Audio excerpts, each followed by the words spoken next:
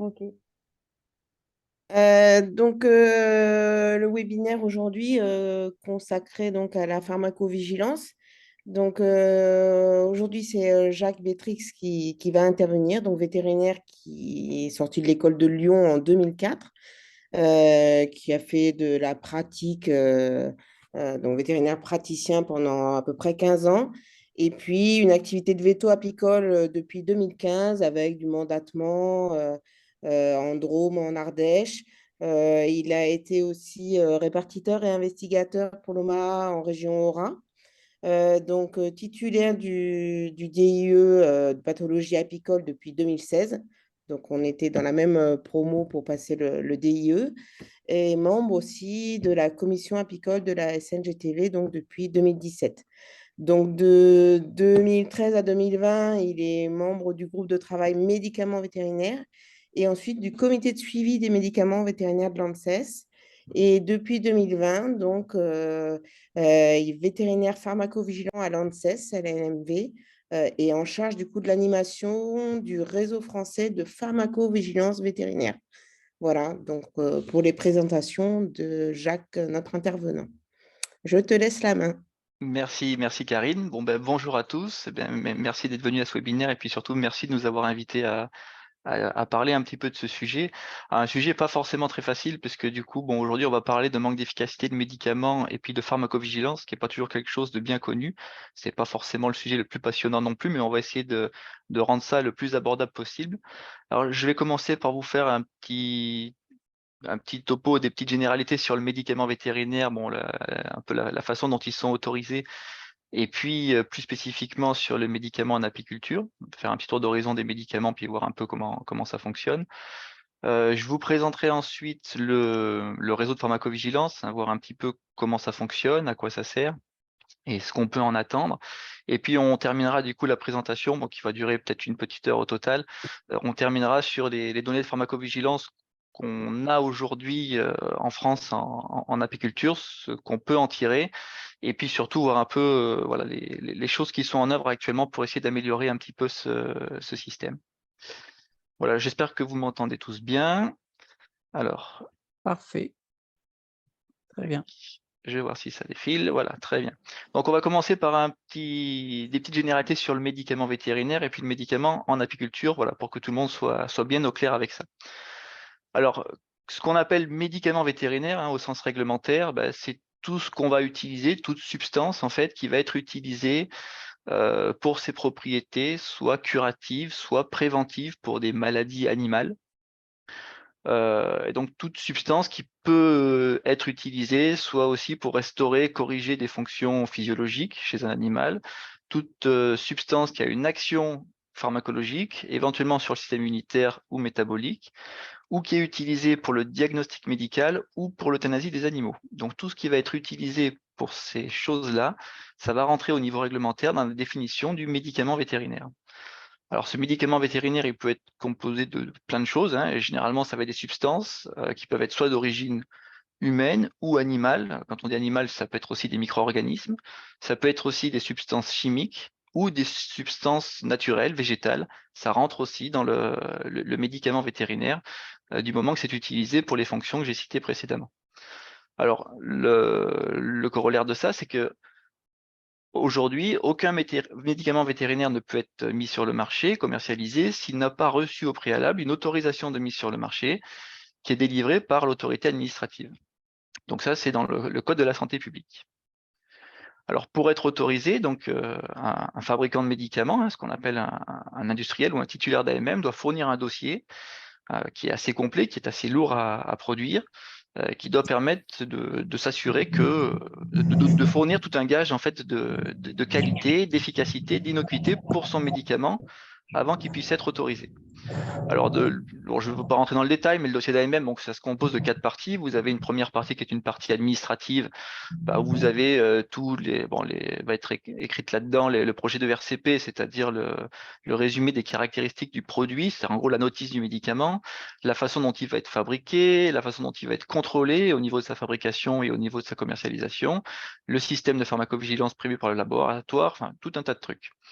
Vous avez ensuite une partie qualité, donc là va rentrer là-dedans tout ce qui va être composition du médicament, la façon dont il va être fabriqué, pardon, la formulation, les méthodes aussi de contrôle, que ce soit des matières premières et puis aussi de la façon dont le médicament ensuite va être produit, les contrôles, la façon dont seront aussi contrôlés les produits finis, puis les données de stabilité. Être certain que le médicament, une fois fabriqué, il va durer dans le temps avec la même composition que ce avec quoi il a été fabriqué. Il va y avoir aussi là-dedans des parties d'innocuité résidus. Alors ça, c'est une grosse partie, hein, c'est-à-dire que le médicament doit démontrer qu'il ne présente pas trop de risques pour son utilisation. Alors que ce soit pour l'animal, que ce soit pour l'utilisateur, la personne qui va utiliser le médicament, que ce soit pour l'environnement, et puis surtout aussi que ce soit pour le consommateur, surtout quand on va parler d'animal producteur de denrées, hein, comme c'est le cas pour les abeilles. Donc on doit être certain qu'il n'y ait pas de résidus dangereux dans les denrées, donc dans le miel, qui vont sortir des ruches traitées. Et enfin, il y a une partie aussi efficacité, donc voilà, où le médicament doit démontrer, par le biais d'études laboratoires et puis d'études terrain, qu'il apporte une efficacité suffisante. Donc ça, il y a des lignes directrices en apiculture qui permettent de dire qu'est-ce que le médicament doit démontrer pour être jugé efficace.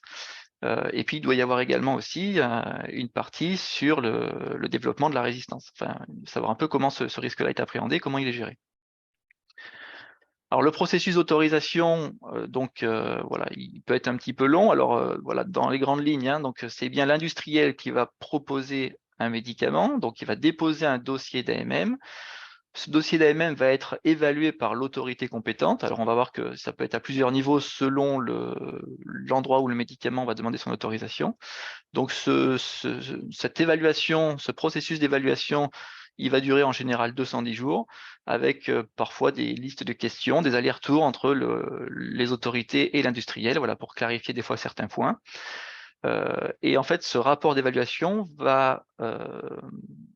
l'objectif, ça va être d'évaluer d'un côté les bénéfices du médicament, de l'autre côté les risques qu'il peut apporter, donc que ce soit pour l'animal, l'utilisateur, l'environnement, et on va évaluer le rapport bénéfice-risque. Et si le bénéfice est jugé supérieur au risque, à ce moment-là, l'autorité autorise le médicament à être commercialisé. Et donc c'est ce qu'on appelle l'AMM. Alors comme j'ai dit, il y a plusieurs procédures d'AMM qui existent, hein, donc bon, vous avez la procédure nationale. Procédure classique, ça veut dire que l'autorisation est demandée pour la France exclusivement, et là c'est l'Agence nationale du médicament vétérinaire, on verra un petit peu tout à l'heure ce que c'est, qui va autoriser le médicament, donc avec un délai de 210 jours, et c'est l'ANMV qui va décider de l'autorisation de mise sur le marché.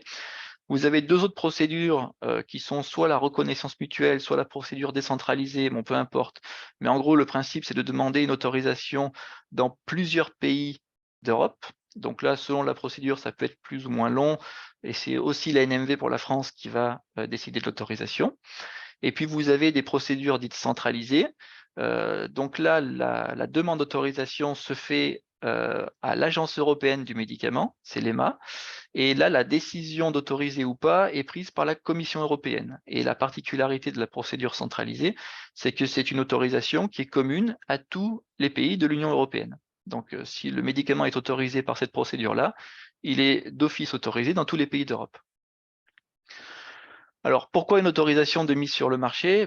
C'est parce que ça permet d'avoir des garanties, surtout en termes de sécurité, hein, pour l'utilisateur, également des garanties en termes de qualité du produit et de traçabilité. C'est-à-dire qu'un médicament autorisé, vous êtes sûr que sa composition, elle est connue, elle est précise, vous êtes sûr que chaque boîte du médicament qui sort, elle est fabriquée de la même façon. Il y a une évaluation de la qualité des matières premières, du procédé de fabrication, du produit fini. La stabilité est établie hein, jusqu'à la fin, en tout cas, de la date de péremption prévue du médicament. Vous avez une traçabilité, vous avez des démonstrations d'efficacité, même si on va voir que dans certains cas, malheureusement sur le terrain, ça peut toujours, il y a toujours des cas où ça peut malheureusement ne pas marcher. Il y a surtout démonstration de sécurité, en tout cas le risque est identifié, et puis il y a des mesures souvent pour gérer le risque, que ce soit pour l'abeille, l'utilisateur ou l'environnement. La sécurité pour le consommateur aussi est établie avec un temps d'attente pour le médicament. Alors en apiculture, c'est souvent 0 jour, mais les circonstances prévues d'utilisation du médicament font que on est certain que normalement il n'y a pas de résidus en quantité nocive dans le miel issu des ruches traitées. Et puis, vous avez donc tout un système pour le médicament homologué de surveillance post-AMM. Donc, c'est là-dedans que va rentrer la pharmacovigilance, donc, qui permet de surveiller que, une fois le médicament commercialisé, les choses continuent à bien se passer. Alors, le corollaire de ça aussi, c'est qu'il y a des médicaments autorisés, mais au niveau utilisateur, il y a aussi des obligations d'utiliser des traitements autorisés, des médicaments autorisés pour traiter les animaux, dont les abeilles, et qu'il faut aussi respecter les conditions prévues par cette autorisation de mise sur le marché en termes donc de temps de traitement, de dose, voilà, de conservation, etc. Et de temps d'attente pour les denrées quand il y en a. Alors aujourd'hui, en France, on a 16 médicaments autorisés. Alors, il y en a qui sont plus ou moins anciens, hein. Les premiers sont apparus à la fin des années 80, puis les derniers ont été autorisés en 2021-2022. Donc au total, on a 16 médicaments autorisés, mais qui tournent autour de 6 substances actives. Alors, quand on parle de traitement contre varroa, hein, globalement, quel que soit le médicament que vous allez utiliser, le principe reste globalement le même, hein. C'est d'appliquer une substance acaricide dans la ruche. Acaricide, ça veut dire qu'il va tuer les acariens. Alors, avec un pouvoir acaricide qui va être supérieur au pouvoir insecticide, le but étant de tuer les varrois, mais sans tuer les abeilles.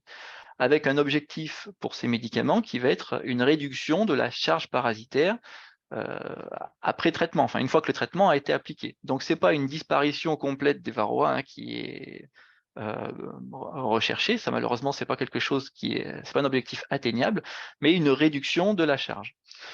Et quand on parle d'efficacité, donc cette efficacité, comme je l'ai dit, pour qu'un médicament soit autorisé, il doit démontrer son efficacité par une méthode qui est une méthode en fait qui est publiée par l'Agence européenne du médicament. Il y a des lignes directrices en termes d'études d'efficacité pour savoir comment on démontre qu'un traitement contre varroa est efficace. Donc globalement, on applique son traitement dans des ruches voilà, d'essai. On compte tous les varroas qui sont morts suite à l'application du traitement. Après, on applique un deuxième traitement, dit traitement de contrôle, avec une efficacité documentée au-delà de 95%.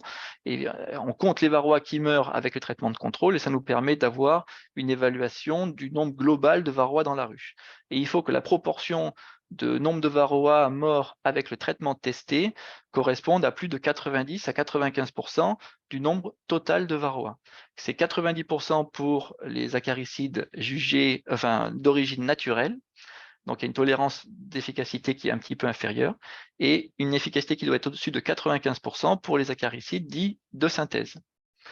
Par contre, cette efficacité, donc comme je l'ai dit, c'est une réduction de la charge parasitaire au moment du traitement, et cette efficacité, elle est liée à des circonstances d'usage du médicament qui sont aussi déterminées dans l'AMM, c'est-à-dire que l'efficacité, elle est obtenue pour une dose donnée, pour un temps de traitement donné, et pour des conditions d'emploi aussi qui sont précisées dans l'AMM.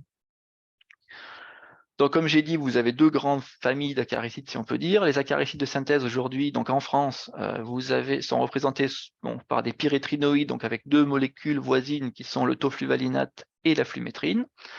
Et puis, vous avez après deux médicaments qui vont contenir de l'amitrase. En termes d'insecticides, d'acaricides d'origine naturelle, qui eux ont la particularité aussi de pouvoir être utilisés en apiculture biologique, ça tourne autour de trois substances, donc l'acide formique, avec deux médicaments qui en contiennent, on va dire exclusivement, c'est-à-dire le MAQS et le Formic Pro, de l'acide oxalique, avec il y a 4 AMM et trois médicaments finalement, parce que deux qui sont les mêmes en réalité, qui contiennent cette substance-là, et le Varomède en fait qui contient aussi un petit peu d'acide formique dans sa formulation, et puis 3 médicaments à base de thymol. Alors, au-delà de la substance active, il y a surtout des particularités en termes de forme pharmaceutique. C'est-à-dire que vous allez voir probablement que les médicaments ne sont pas tous les mêmes. Et globalement, si on schématise, on peut distinguer 3 types de formes pharmaceutiques. En tout cas, elles vont permettre 3 types de diffusion dans la ruche, on va dire. Ces formes pharmaceutiques-là, vous avez soit des médicaments qui vont diffuser par contact. Donc là, ça va être généralement... Enfin, aujourd'hui, c'est plutôt tout ce qui est acaricide de synthèse et qui est présenté sous forme de lanières.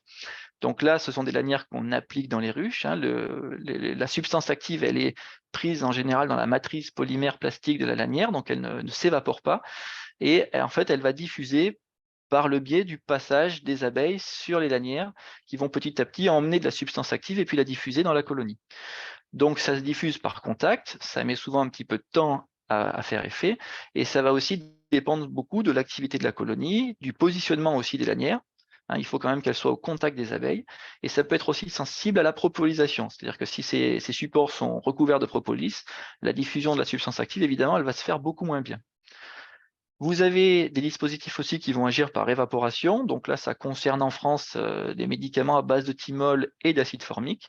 Donc là, souvent, ça va être des supports qui vont contenir soit du liquide ou du gel qui va s'évaporer dans la ruche. Et là, la plupart du temps, enfin même pour toutes ces médicaments-là, ça va être dépendant de la température d'application. C'est-à-dire que s'il ne fait pas assez chaud, eh ben, ça peut impacter l'évaporation et un produit qui va être moins efficace. Et s'il fait trop chaud, ben, l'évaporation peut être trop rapide et provoquer potentiellement des risques toxiques.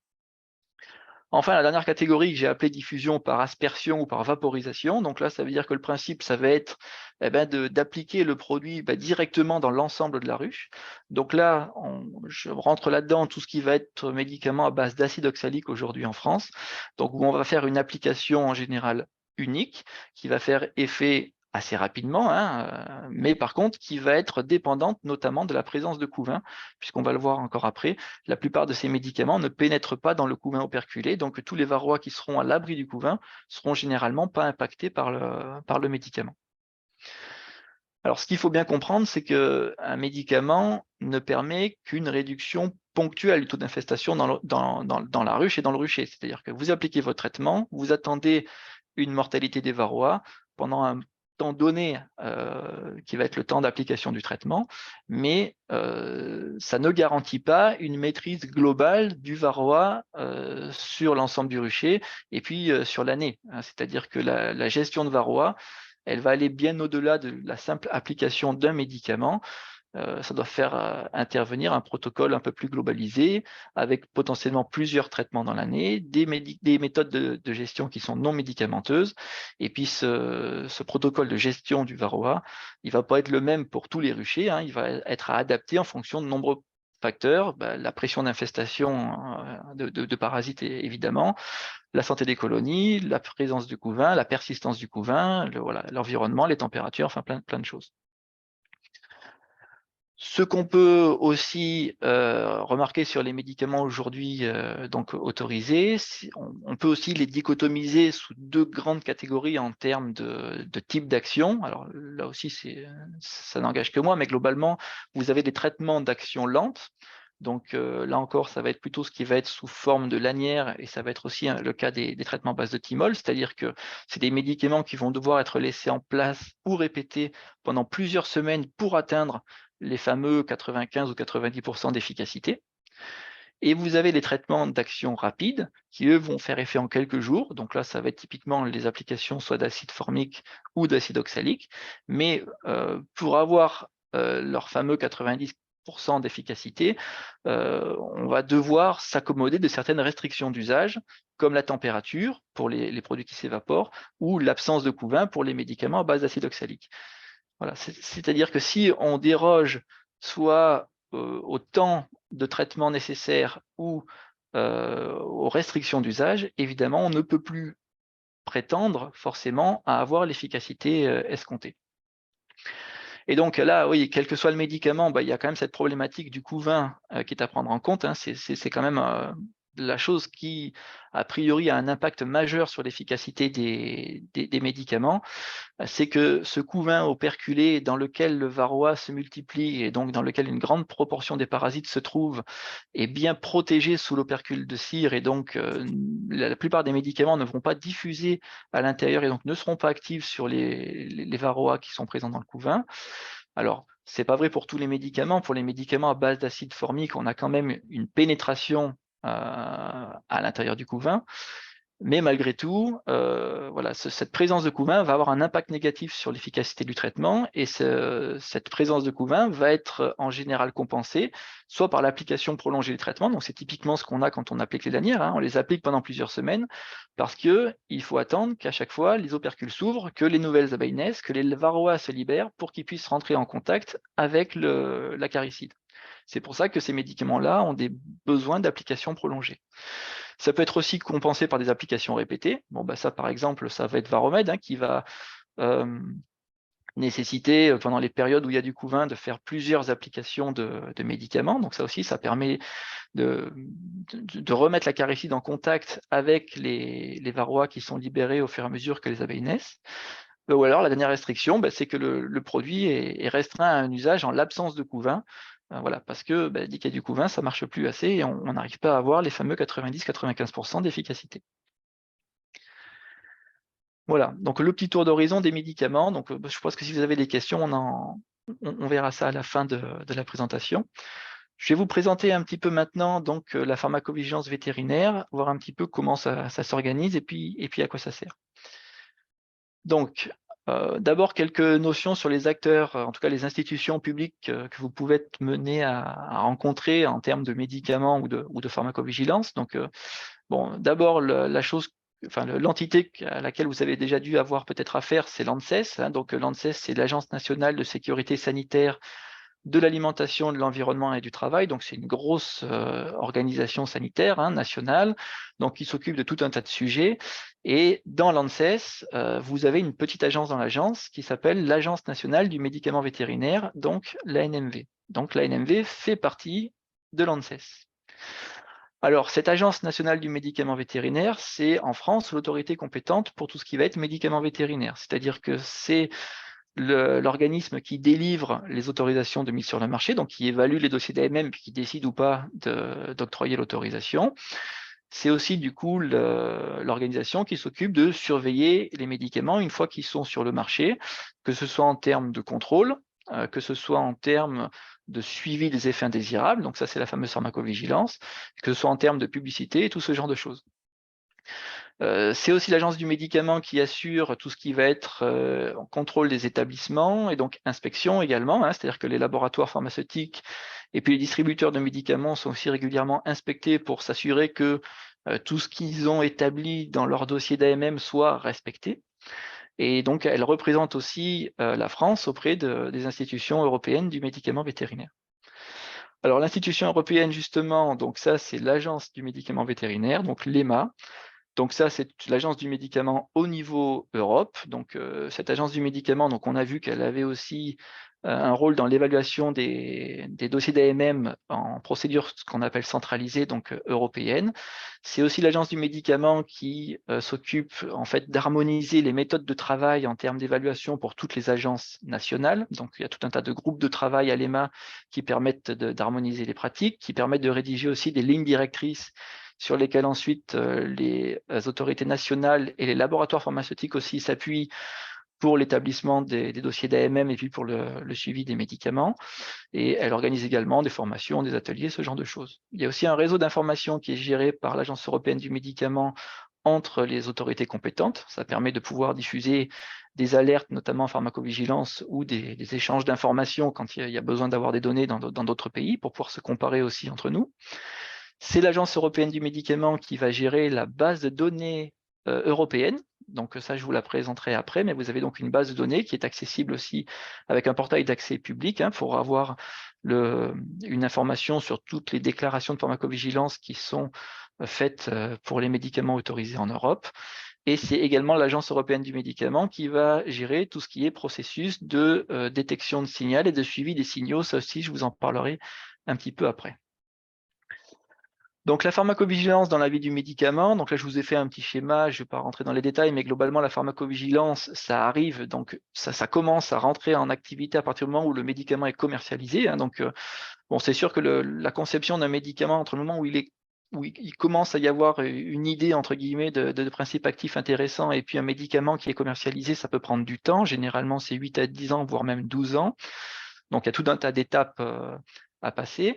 Et la pharmacovigilance, elle rentre en jeu à partir du moment où le médicament est utilisé à grande échelle. C'est-à-dire qu'au départ, pour être autorisé, on se base sur des données de laboratoire ou des essais cliniques, mais qui vont inclure forcément un nombre assez limité d'animaux, et que quand on va parler après d'événements désirables rares à très rares, ça veut dire des choses qui vont toucher peut-être un animal sur 1000 traités ou sur 10 000 traités, évidemment, c'est des choses qui peuvent très facilement passer inaperçues dans le cadre des études cliniques, où dans le meilleur des cas, on a quelques centaines d'animaux.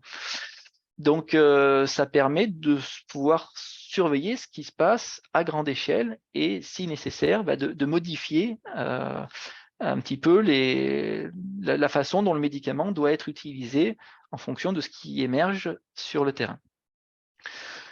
Alors, voilà, donc ça sert à quoi la pharmacovigilance? Donc, ce qu'on dit souvent, c'est que ça sert ça permet une évaluation, une surveillance constante du rapport bénéfice-risque, c'est-à-dire qu'on s'assure que le rapport bénéfice-risque soit toujours positif une fois que le médicament est commercialisé et distribué à grande échelle. Donc, en gros, ça veut dire que si à un moment donné, on finit par avoir une augmentation des risques par le biais de déclaration, par exemple d'effets indésirables, ou une diminution du bénéfice, ça peut potentiellement remettre en question l'autorisation du médicament.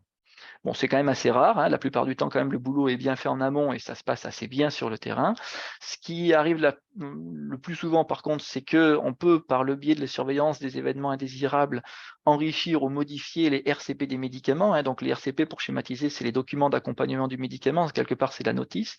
Donc, ça permet d'enrichir les parties, en particulier tout ce qui va concerner les précautions d'emploi du médicament, et puis également toutes les parties relatives aux effets indésirables. Donc, ça permet d'enrichir les connaissances des effets indésirables des médicaments une fois qu'ils sont commercialisés. Donc, vous pouvez avoir des médicaments qui sortent au début avec très peu, par exemple, d'effets indésirables identifiés dans les notices, parce que simplement dans les essais cliniques faits en amont de l'autorisation, il y a eu très peu d'effets indésirables dans ces essais cliniques-là.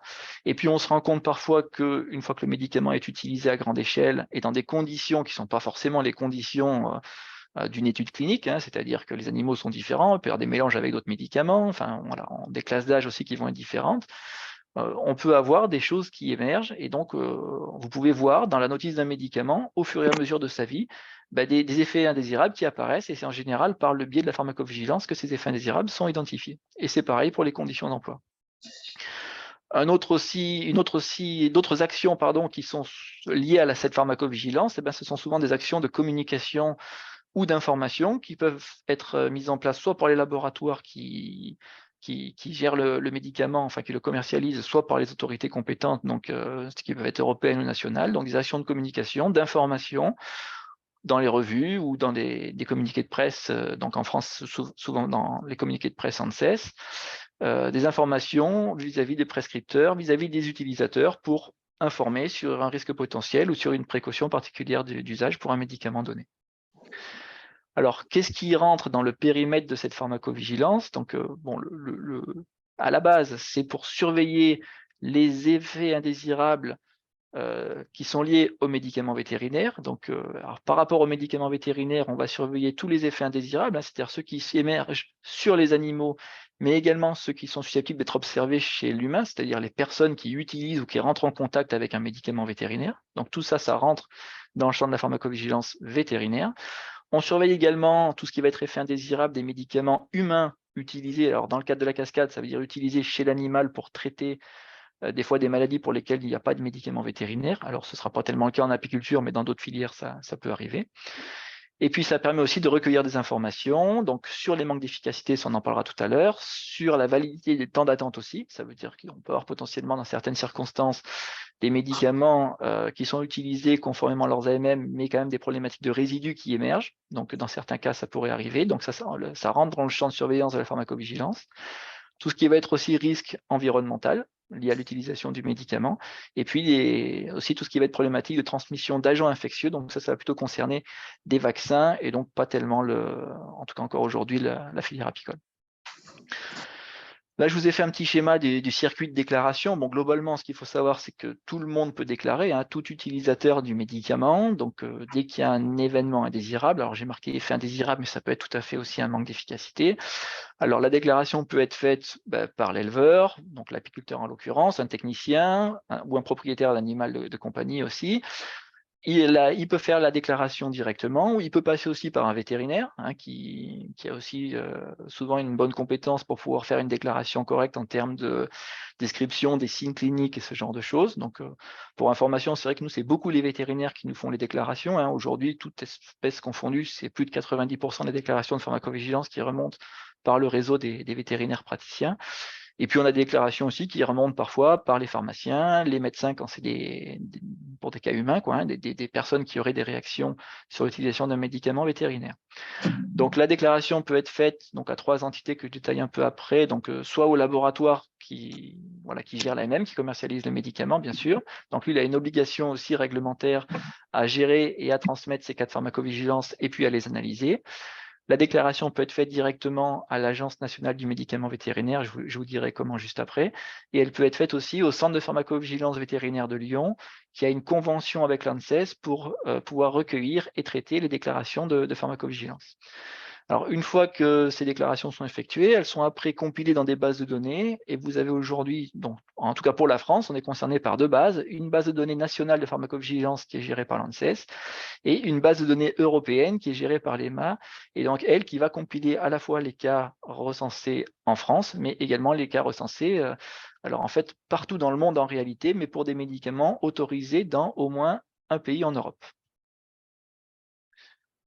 Voilà, donc ça je vous l'ai dit. Donc pour ce qui est du centre de pharmacovigilance vétérinaire de Lyon, donc la particularité c'est que vous pouvez faire la déclaration par simple appel téléphonique, donc avec voilà, vous avez une possibilité de le faire 24 heures sur 24, et puis également une possibilité de faire une déclaration par courrier papier.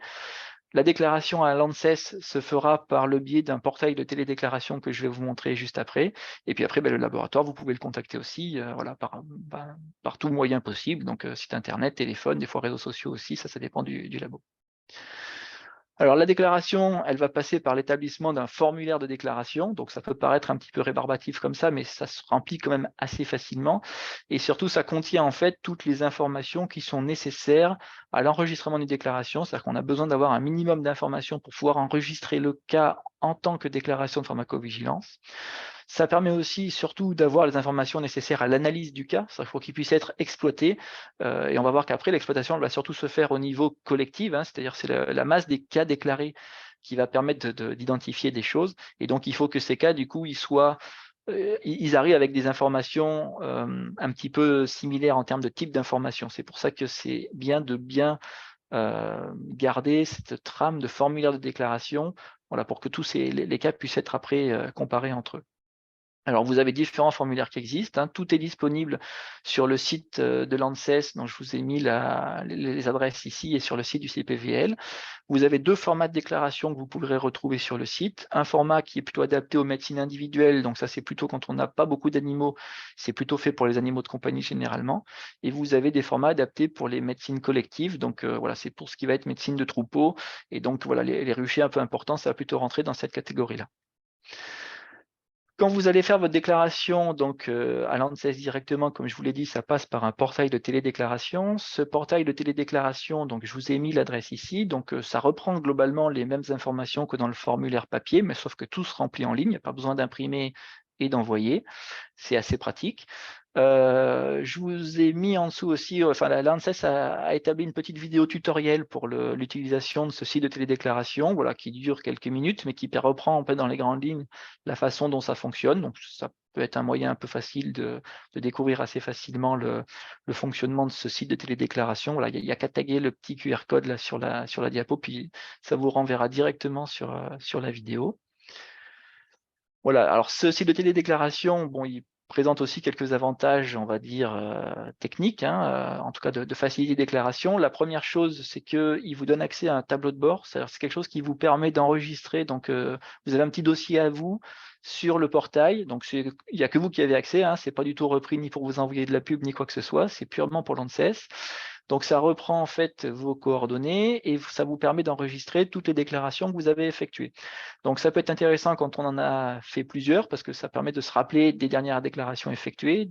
Ça vous permet aussi de revenir éventuellement sur des déclarations qui auraient été faites des fois plusieurs semaines ou plusieurs mois avant pour donner des informations sur l'évolution du cas, par exemple, parce que, je sais pas, il y a eu d'autres examens faits, parce qu'on a découvert finalement une autre maladie, ou ça peut permettre aussi de compléter le cas en identifiant ce qui s'est finalement passé pour les colonies, si elles sont mortes, si elles se sont rétablies, voilà, dans quelle proportion. Donc tout ça, c'est quand même intéressant après pour nous, pour établir la gravité des événements qui arrivent sur le terrain. Donc ça, par le biais du portail, c'est assez facile à faire. Et puis, c'est un gain de temps aussi pour les futures déclarations, parce qu'une fois que vous avez fait votre première déclaration par le portail en ligne, vous avez une première partie qui consiste à remplir vos données personnelles. Alors, on ne vous demande pas grand-chose, il faut juste une adresse mail, et puis, voilà, vous avez quelques coordonnées à remplir. Et ces coordonnées-là, une fois qu'elles sont enregistrées, elles vont rester enregistrées pour les déclarations à venir. Donc, vous avez toute cette partie d'identification qui est déjà faite. Ça permet de gagner du temps après. Alors, il y a d'autres avantages. C'est aussi un peu plus facile à remplir. En termes de médicaments, souvent les noms de médicaments, ils peuvent être un peu à rallonge ou pas très faciles à bien identifier. Donc là, au niveau du site, c'est adossé à une base de données du médicament. Donc, en fait, vous n'avez qu'à rentrer les 3 premières lettres du médicament. Vous avez un menu déroulant qui arrive et vous pouvez très facilement choisir le bon médicament. Comme ça, il n'y a pas de problème après pour la déclaration. C'est-à-dire qu'on est sûr d'avoir le bon médicament mentionné. Puis vous avez tout un tas après de champs qui sont associés aux médicaments aussi, qui se remplissent automatiquement. Vous avez aussi d'autres menus déroulants, voilà, pour les dates, pour les types d'animaux, tout ça, ça permet de faciliter le remplissage. Et puis vous avez aussi la possibilité de joindre en ligne tout un tas de documents. Donc ça prend les docs, les Word, les Excel. Donc vous pouvez associer des comptes rendus de visite, des résultats de comptage, des extraits de registres d'élevage éventuellement. Ce qui vous permet après du coup de faire la déclaration plus vite. C'est autant d'éléments que vous n'avez pas à taper à la main dans la déclaration. Nous, après, quand on reçoit ça, à la lumière de ces éléments, ça nous permet déjà d'avoir tout un tas d'informations. Donc ça peut être plus facile pour la déclaration, plus rapide et assez intéressant pour nous. Voilà, donc comme je vous l'ai dit, vous avez quand même la possibilité de faire une déclaration soit par téléphone, soit par courrier. Donc là, je vous ai remis les coordonnées du Centre de pharmacovigilance vétérinaire de Lyon, voilà, qui reçoit les appels téléphoniques ou les courriers papier. Donc c'est adossé c'est sur le site de l'école vétérinaire de Marcy-l'Étoile. Alors, qu'est-ce qui se passe une fois que vous avez fait votre déclaration? Donc, la première étape, c'est que à chaque fois qu'il y a une déclaration, il va y avoir une expertise, entre guillemets, une évaluation en tout cas individuelle de chaque déclaration reçue, qui est faite par un vétérinaire pharmacovigilant à l'ANSES. Donc, l'objectif de cette expertise individuelle, c'est d'essayer de voir dans le cas que vous avez déclaré, donner en fait une note d'imputation, ça veut dire dans quelle mesure on peut avoir une certitude ou pas que ce qui a été observé est bien du fait du médicament. Alors pour faire ça, on va se baser sur tout un tas de données. Donc déjà les éléments que vous avez déclarés bien sûr, hein, donc les symptômes, la chronologie. On va se baser aussi sur les données connues du médicament, hein, ces données pharmacologiques, sa notice, enfin, tout ce qu'on sait de la part du médicament. On va comparer ça aussi avec les autres cas déclarés au niveau national, au niveau européen, avec la littérature scientifique aussi. Enfin bref, tout un tas de données avec lesquelles on va vous rendre en général une note d'imputation. Alors, le courrier de retour n'est pas obligatoire, mais vous pouvez en faire la demande sitôt que vous faites une déclaration de pharmacovigilance. Et on vous donne un résultat en vous disant que le rôle du médicament est jugé probable, possible, qu'on ne peut pas conclure parce qu'il n'y a pas assez d'éléments ou que c'est quelque chose qui est vraiment pas du tout connu avec le médicament, ou improbable quand il y a une autre cause voilà, qui est clairement identifiée.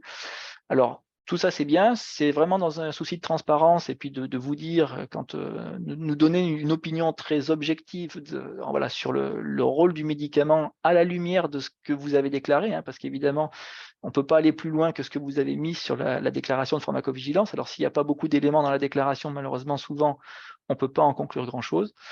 Néanmoins, c'est une conclusion qui peut être quand même assez frustrante, hein, ça on en a bien conscience, parce que bon, dans la plupart des cas, soit c'est des effets indésirables très connus du médicament, et à ce moment-là, bon, bah, d'accord, ça va être probable, mais à la limite, vous n'aviez pas besoin de nous, c'était déjà marqué dans la notice du médicament. Soit on va vous dire, bah, c'est plutôt possible, ou on ne peut pas trop conclure, parce que voilà, c'est quelque chose qui n'est pas connu. Et effectivement, on conçoit bien que ça peut être un petit peu frustrant, mais voilà, on ne peut pas aller plus loin que les connaissances actuelles, si je peux dire. Mais ce qu'il faut bien avoir conscience, c'est que ce retour d'information, donc je vous dis qu'il est dans un souci surtout de transparence, et puis de vous tenir au courant de votre cas, c'est pas là-dessus que va résider l'intérêt de la déclaration de pharmacovigilance. L'intérêt des déclarations, elle va être surtout dans l'analyse collective des cas déclarés. Et donc cette analyse collective, ça va prendre un petit peu de temps parce qu'il faut attendre d'avoir un nombre suffisant de cas pour que ça veuille dire quelque chose. Et en fonction de la situation, s'il y a vraiment quelque chose qui émerge, ça peut prendre des fois que quelques semaines, et puis des fois, ça peut être beaucoup plus long et prendre quelques années. Alors, au niveau collectif, justement, donc aujourd'hui, ça passe par des analyses qu'on appelle la détection de signal en pharmacovigilance. Alors, je ne vais pas rentrer trop dans les détails parce que bon, c'est un peu rébarbatif, mais globalement, l'idée, c'est de faire, encore une fois, une analyse collective des déclarations reçues pour chaque médicament ou pour des groupes de médicaments, hein. Il y a plein de situations différentes qui peuvent être appréhendées. Donc ça permet par exemple de suivre ce qu'on appelle l'incidence des effets indésirables. L'incidence, c'est le nombre d'animaux affectés par un événement indésirable sur le nombre d'animaux traités par le médicament. Donc ça aussi, ça prend un petit peu de temps parce qu'on a besoin d'avoir un certain nombre de déclarations sur une période pour pouvoir calculer un nombre d'animaux concernés. Et on a aussi besoin d'avoir des données de vente, en tout cas d'utilisation des médicaments sur le terrain pour pouvoir avoir en face les données d'exposition. Mais voilà, c'est très intéressant de suivre l'incidence justement des événements indésirables.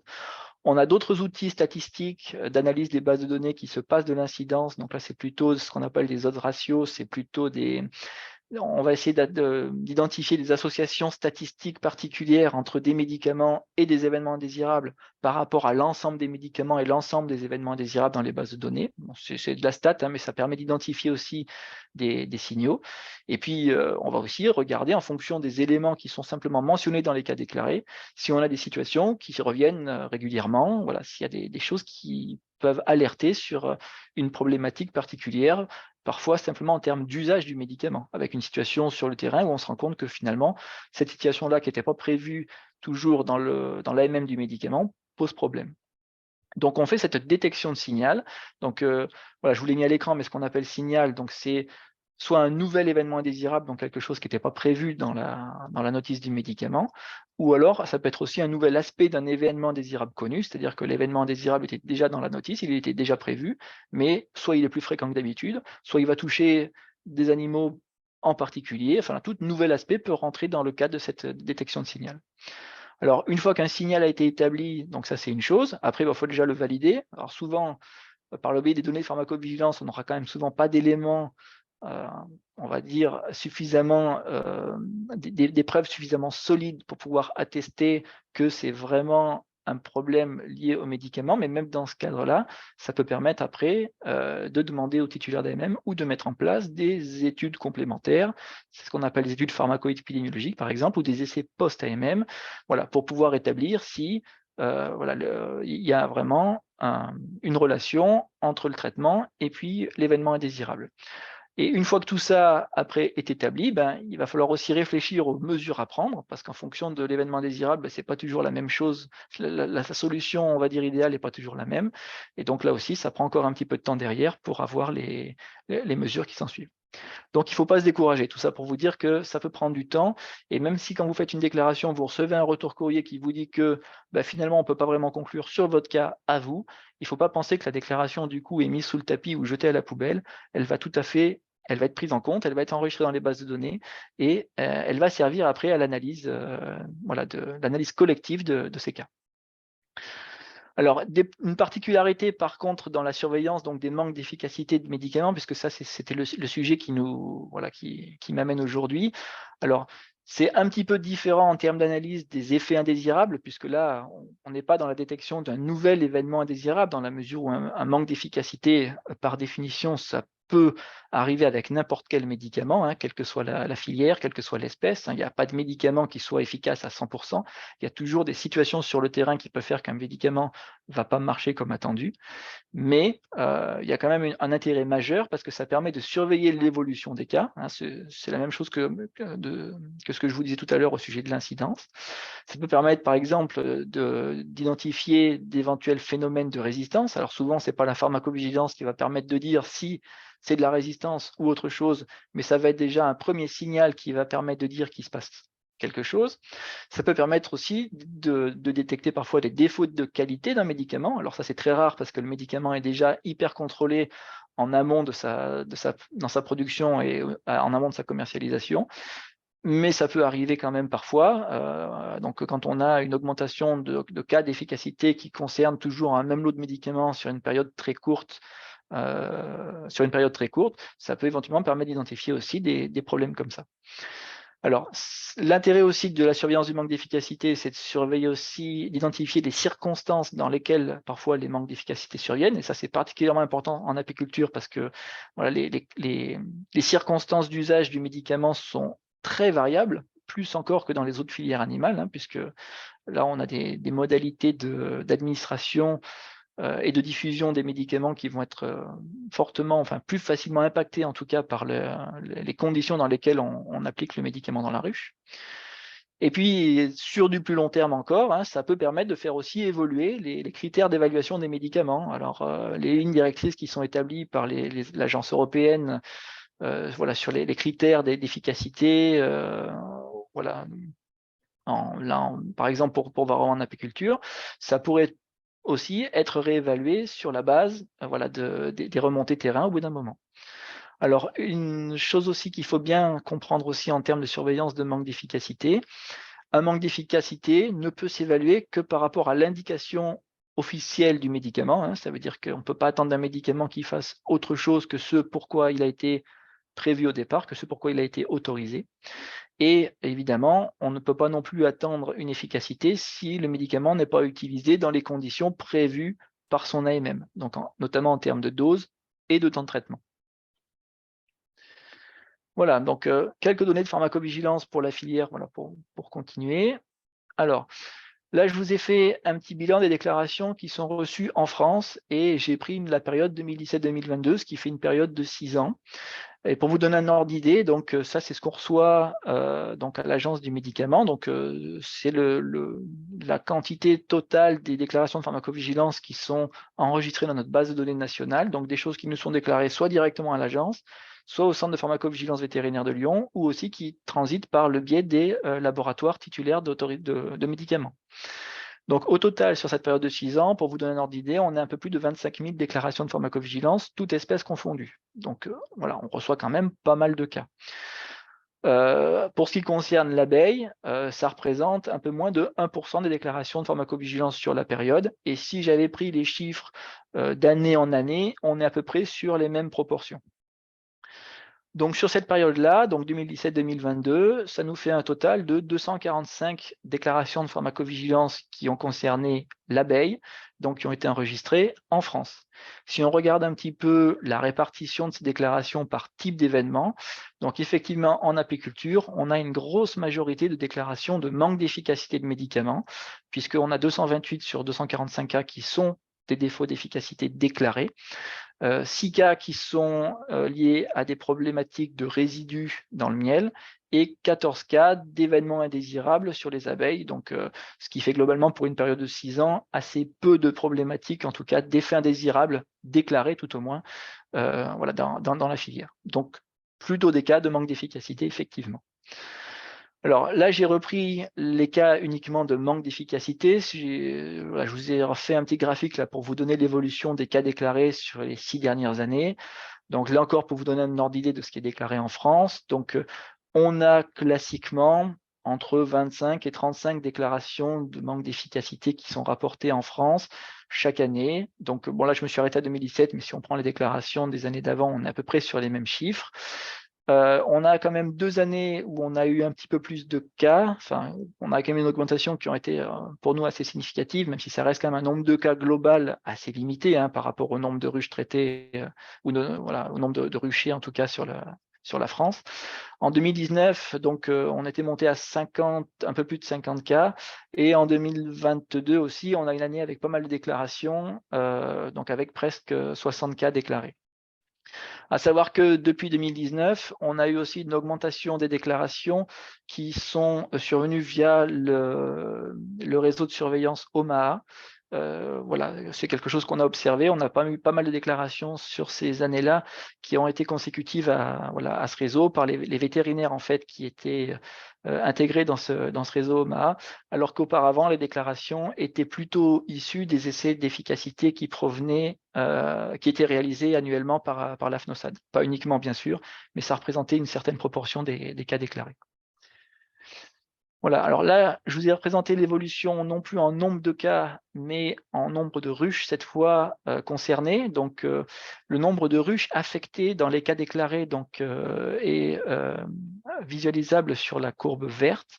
Donc là, dans un cas qui nous est déclaré, simplement, vous pouvez avoir un nombre de ruches très variable. On peut avoir des cas qui sont déclarés avec 2-3 ruches, et puis vous avez des cas qui sont déclarés avec plusieurs centaines de ruches. Et alors, on ne sait pas toujours comment c'est réparti, malheureusement, on se doute bien que ce n'est pas des ruchers de 800 ruches, ils sont probablement découpés en plusieurs ruchers, mais ça, on n'a pas toujours l'information.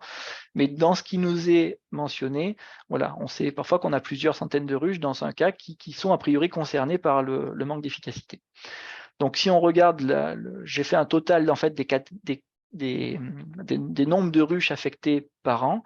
Donc on voit aussi qu'on a une augmentation quand même du nombre de ruches concernées sur les 2 dernières années, alors en 2021 et en 2022, avec un peu plus de 4000 ruches concernées en 2021 et plus de 6000 ruches concernées en 2022, alors qu'on tournait aux alentours de 1000-1500 ruches concernées par an les années précédentes, quoi.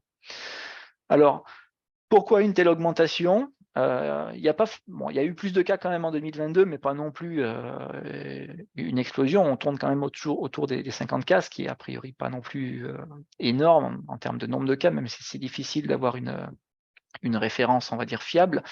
Mais globalement, ce qu'on a identifié sur 2021-2022, c'est que les cas de pharmacovigilance ont concerné des exploitations de plus grande taille, puisque si on fait la moyenne, donc là, vous l'avez sur la courbe jaune, c'est-à-dire ce sont les ruches exposées. Alors, ça ne veut pas dire le nombre de ruches totales traitées avec un médicament vétérinaire en France, mais c'est le nombre de ruches exposées dans les déclarations qu'on nous a effectuées. C'est-à-dire quand vous nous déclarez un cas, vous nous dites, vous avez une première case pour nous dire combien de ruches vous avez traitées dans votre rucher ou dans votre exploitation, et la case d'après, c'est combien de ruches ont été affectées. Et donc là, c'est le total du nombre de ruches traitées dans les cas déclarés. Et donc, depuis 2021, donc on a une augmentation de ce nombre de cas moyens par cas déclaré, donc par exploitation. Donc, on est à plus de 200 ruches par cas déclaré en moyenne sur les 2 dernières années, alors qu'on était avant de l'ordre de 30 à 75 ruches dans les cas déclarés les années précédentes. Et ça, c'est lié aussi au profil des déclarants qui a un petit peu changé, avec plus de cas qui ont concerné des grosses exploitations sur les 2 dernières années. Donc là, je vous ai fait la même chose, l'évolution des cas, mais avec une répartition par médicaments concernés. Alors, le profil est globalement un peu similaire chaque année. Il y a plusieurs choses qu'on peut en tirer. C'est que déjà, on a des cas de manque d'efficacité qui sont déclarés avec quasiment tous les médicaments, en tout cas tous les médicaments qui sont commercialisés. Ce qu'on observe aussi, c'est qu'ils vont concerner quand même de façon un peu plus particulière les médicaments sous forme de lanières, donc plutôt des médicaments d'action lente. Donc sans surprise, c'est aussi Apivar qui ressort dans le plus de déclarations, donc à peu près la moitié des cas déclarés. Mais ça ne veut pas dire que Apivar pose potentiellement plus de problèmes que les autres, parce qu'on a des profils de déclaration qui sont tout à fait similaires avec Apistan ou avec Apitraz. Ces chiffres-là sont des chiffres bruts, c'est-à-dire c'est un nombre de cas déclarés, et pour pouvoir être analysé, il faut le comparer au nombre de ruches traitées avec le médicament, parce qu'évidemment, un médicament qui est plus utilisé sur le terrain, ce qui est le cas d'Apivar, qui est quand même a priori le leader du marché en termes de traitement varroa, comme il est plus utilisé sur le terrain, forcément, il va générer plus potentiellement de déclarations de pharmacovigilance derrière. Un médicament qui est beaucoup moins utilisé engendrera nécessairement moins de déclarations. Donc il ne faut pas en tirer des conclusions, on ne peut pas comparer les médicaments entre eux, ça ne veut absolument pas dire qu'Apivar pose plus de problèmes que les autres, mais voilà, c'est de manière factuelle ce qui est remonté dans les déclarations de pharmacovigilance, donc plutôt des manques d'efficacité qui sont associés au traitement d'action lente, si on peut dire. Là, je vous ai fait une répartition des cas par imputation. Donc, comme je vous l'ai dit tout à l'heure, l'imputation, c'est le degré de confiance avec lequel on peut dire qu'il y a bien eu un manque d'efficacité du médicament, par rapport à une autre cause d'échec potentiel, voire même à une autre cause aux symptômes observés. Alors, globalement, si je schématise, vous avez en vert les cas possibles. Ça veut dire qu'on a suffisamment d'éléments pour pouvoir attester qu'il y a eu un manque d'efficacité de traitement, même si on ne peut pas forcément établir la cause précise du manque d'efficacité, on a quand même assez de données pour dire qu'il y a eu un médicament qui a été utilisé dans des bonnes conditions d'emploi et que malgré l'application de ce médicament, on avait des signes de varroose derrière, ou en tout cas un niveau d'infestation de varroa qui n'a pas été suffisamment réduit par le médicament. Donc ça, ce sont des cas souvent qu'on va juger possibles dans l'évaluation. Et dans les cas jugés douteux, c'est souvent des cas où il va manquer des données. C'est-à-dire que soit on n'a pas de données relatives au niveau d'infestation avant traitement, donc on va nous déclarer un cas en nous montrant qu'effectivement il y a de la varroose, voire qu'il y a beaucoup de varroa toujours présents après le traitement, en tout cas des seuils qui sont au-delà des seuils attendus. Mais comme on ne sait pas d'où on partait avant, c'est difficile de dire si le médicament a, oui ou non, réduit la population parasitaire de 90%. C'est-à-dire que si vous étiez parti avec des ruches très très infestées au départ, vous pouvez avoir bien plus de 50 varroa dans vos ruches à l'hivernage, même avec un médicament qui vous a apporté 95% de réduction de la population parasitaire. Donc voilà, on n'a pas toujours ces données-là et c'est souvent quelque chose qui ne nous permet pas du coup de conclure sur le manque d'efficacité. On peut avoir aussi des délais qui sont trop longs simplement entre la fin du traitement et l'observation de l'événement. Donc ça, typiquement, quand vous avez traité des ruches au mois d'août, au mois de septembre, et puis que simplement on a des signes d'affaiblissement au printemps d'après, oui, ça peut être effectivement un manque d'efficacité, ça peut être de la varrose, mais il peut y avoir aussi d'autres problématiques sanitaires, donc là aussi c'est difficile de conclure là-dessus. Ou alors aussi quand on a une absence d'information sur les modalités d'emploi du médicament, ça c'est très important, mais si on ne sait pas dans la déclaration comment le médicament a été utilisé, si on ne peut pas définir qu'il a été utilisé, on va dire conformément à son AMM, là aussi, on pourra difficilement préjuger d'un manque d'efficacité. Donc, ce qu'on observe sur cette répartition par imputation, c'est qu'on a quand même plus de la moitié des cas déclarés qui sont malheureusement non conclusifs, sur lesquels on n'a pas assez d'éléments pour conclure. Alors, encore une fois, ça ne veut pas dire qu'ils sont jetés à la poubelle, ils rentrent dans les calculs d'incidence, mais forcément, ils vont avoir quand même moins de poids que des cas qui sont bien documentés. Et vous avez quelques cas qui sont jugés. Alors, les cas probables, il y en a très peu, mais ça, c'est aussi le fait que pour ce qui est du manque d'efficacité, clairement, c'est quasiment pas possible de juger un cas probable. Probable, ça veut dire que globalement, on est certain que c'est le rôle du médicament et qu'il ne s'est pas passé autre chose derrière. Donc, ça veut dire qu'il n'y a pas de résistance des varroa, qu'il n'y avait pas trop de couvain, et tout un tas de trucs. Donc, clairement, c'est une évaluation, entre guillemets, qui est réglementaire, mais c'est pas très grave si le cas n'est pas jugé probable. Si déjà il est jugé possible, c'est très, très bien pour nous. Mais du coup, il y a assez peu de cas en termes de manque d'efficacité, mais ce n'est pas qu'une spécificité pour l'abeille, c'est le cas pour tous les manques d'efficacité de manière générale. C'est très difficile d'exclure sur la base de déclaration de pharmacovigilance qu'il n'y a pas d'autres causes à l'échec possibles. Et puis les cas improbables, c'est généralement des cas où, là pour le coup, on sait dans ce qui est déclaré, dans les éléments déclarés, que le médicament n'a pas été utilisé conformément à son AMM, c'est-à-dire que le temps de traitement n'a pas été suffisamment long, la dose a été réduite. Donc dans ces cas-là, on ne peut pas en vouloir au médicament quelque part. Donc voilà, donc comme je l'ai dit, des cas non conclusifs, donc dans 60%, des déclarations, donc ça donne des éléments qui sont quand même insuffisants pour caractériser l'échec thérapeutique dans ces cas. Donc comme je l'ai dit, manque de données sur le niveau d'infestation avant traitement, des délais trop longs entre le traitement et l'observation de l'événement, donc là, ça souligne l'intérêt de surveiller aussi bien les colonies même après traitement, et puis un manque d'informations sur les modalités d'emploi. Ce qu'on observe aussi, c'est que même dans les cas où l'imputation est correcte, c'est-à-dire que on a quand même des informations sur l'infestation, que le délai, la chronologie est interprétable et que on sait que le médicament a été bien utilisé, on a souvent très peu d'informations qui sont relatives aux conditions d'emploi. Conditions d'emploi, je veux dire plutôt sanitaires, environnementales ou zootechniques dans les ruchers concernés. On ne sait généralement pas comment sont constitués les ruchers, c'est-à-dire qu'on nous dit dans la déclaration qu'il y avait 300 ruches, mais on ne sait pas en combien de ruchers est-ce qu'elles étaient allotées. Est-ce que c'était un gros rucher d'hivernage? Est-ce que c'était plusieurs ruchers? Est-ce que souvent elles sont encore traitées quand elles sont peut-être sur les emplacements de production? Donc tout ça, souvent on n'a pas l'information. Peu d'informations aussi sur les zones géographiques, sur les conditions climatiques d'application des traitements. Donc ça, c'est surtout important quand on a des traitements qui sont censés s'évaporer. Pas non plus d'informations sur les parcours de production, les types de ruches, l'activité des colonies, la quantité de couvain, les historiques de traitement. Donc tout ça, c'est des éléments qui, au-delà de l'imputation, sont très intéressants pour nous, pour pouvoir identifier justement des situations qui pourraient conduire à des échecs. Et c'est assez dommage parce que ces informations, on ne les a généralement pas.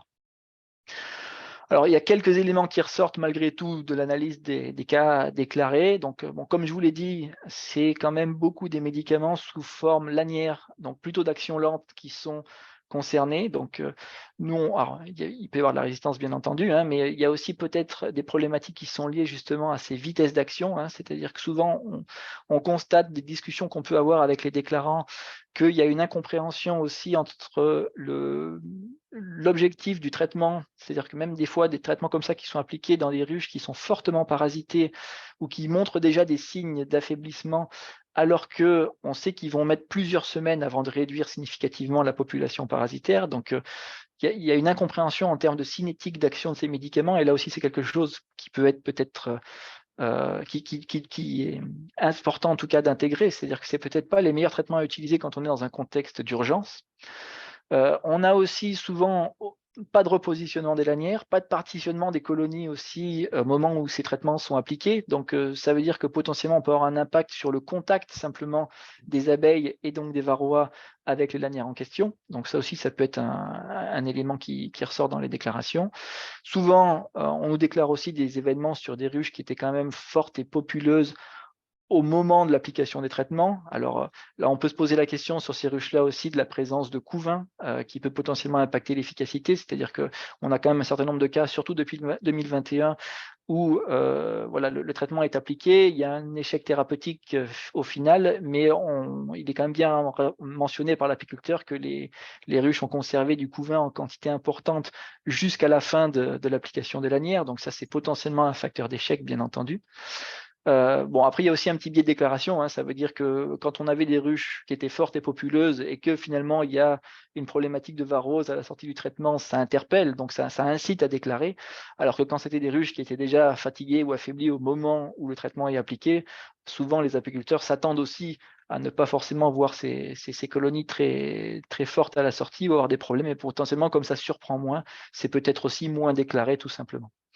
Bon, néanmoins, on a aussi des cas depuis 2021 qui semblent, comme je l'ai dit, toucher des gros ruchers. Alors là aussi, est-ce qu'il y a des problématiques aussi de réinfestation? C'est-à-dire que c'est évidemment pas facile de pouvoir suivre et on va dire suivre étroitement en tout cas des grosses quantités de ruches. Donc voilà, il est possible aussi qu'on ait des problématiques de retransfert de varroa pendant ou après traitement. Voilà, ce qui peut expliquer peut-être aussi des fois des symptômes de varrose ou des infestations hivernales qui redeviennent conséquentes, même avec un traitement appliqué en fin de saison.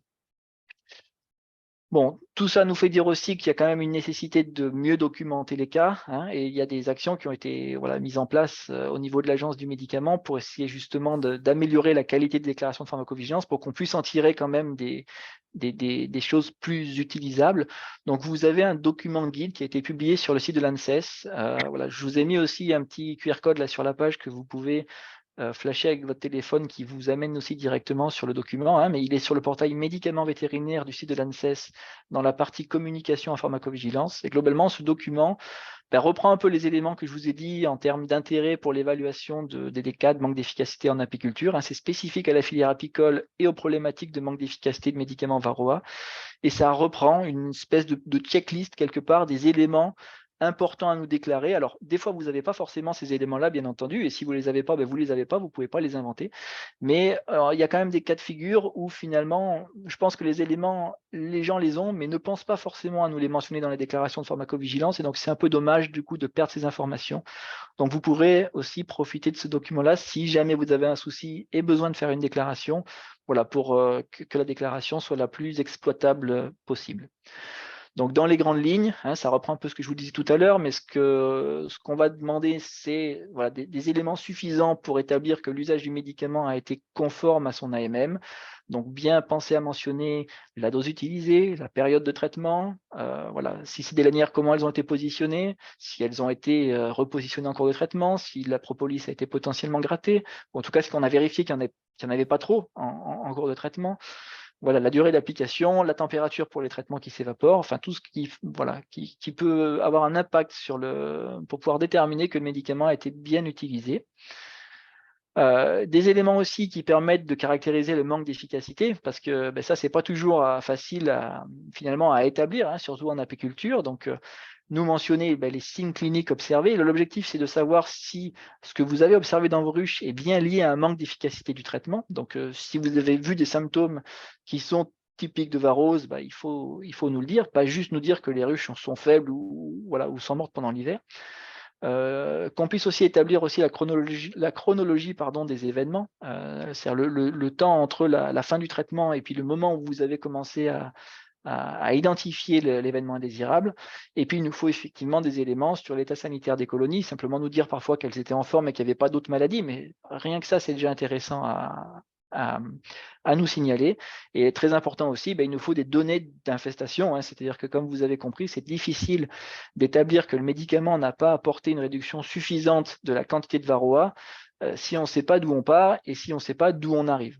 Donc, il faut à minima savoir d'où on part, ça c'est très important. Alors, pas forcément juste au moment où vous appliquez le traitement, mais au moins dans les semaines avant, qu'il y ait des données quand même d'infestation pour pouvoir quand même savoir que le rucher n'était pas déjà surinfesté. Et puis, si possible, des données d'infestation après traitement, ça aussi c'est très intéressant parce qu'après on peut faire un comparatif entre les deux. Alors, par rapport aux aspects cliniques de varroose, je pense que vous les connaissez déjà et puis sans doute encore mieux que moi, mais voilà, vous avez des signes cliniques qui peuvent être plus ou moins typiques, mais pas toujours malheureusement, mais ça peut être l'observation de varroa phorétique, ça peut être la présence d'abeilles déformées, aux ailes déformées par exemple, ou abdomen raccourci, des mortalités hivernales bien sûr, c'est des symptômes, on va dire, évocateurs de varroose, mais bon, varroa n'est pas que la seule cause de mortalité hivernale.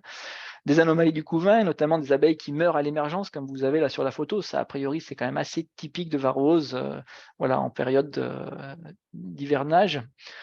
Mais il y a quand même des difficultés de se baser sur des observations purement cliniques parce que ce sont des signes qui sont parfois peu spécifiques, notamment quand vous avez des ruches vides à la sortie de l'hiver. Bon, ça, c'est évidemment, ça peut être varroa, mais ça peut être autre chose aussi. Surtout, la problématique, c'est que l'expression symptomatique de varroa est souvent très tardive. Ça veut dire que vous pouvez avoir une grosse infestation dans les ruches qui va engendrer des symptômes que plusieurs semaines après. Donc, parfois, vous appliquez votre traitement sur des ruches où le processus pathologique, en fait, est déjà enclenché. C'est-à-dire que varroa a déjà impacté les larves pour les abeilles naissantes à venir. Le varroa a déjà transmis des virus dans la colonie.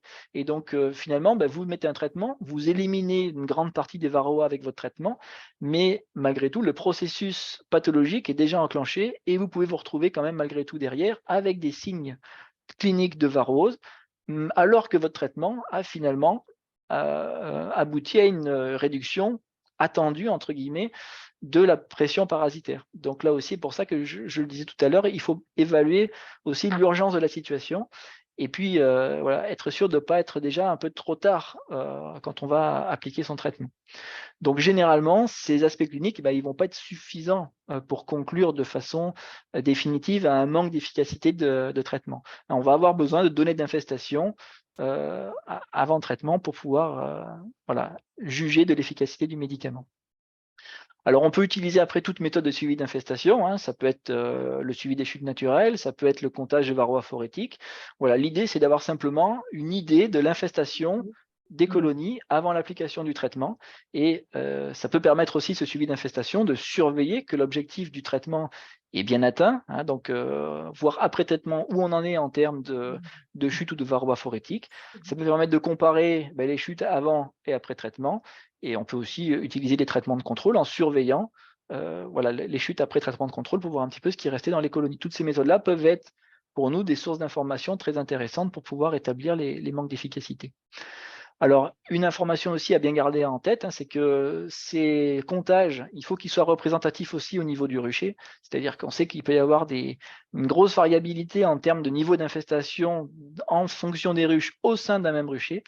On a pas mal de cas qui sont déclarés avec des suivis d'infestation, mais qui vont des fois concerner vraiment un tout petit nombre de ruches. Des fois, c'est 2-3 ruches, alors qu'on nous déclare plusieurs dizaines, voire centaines de ruches dans l'exploitation.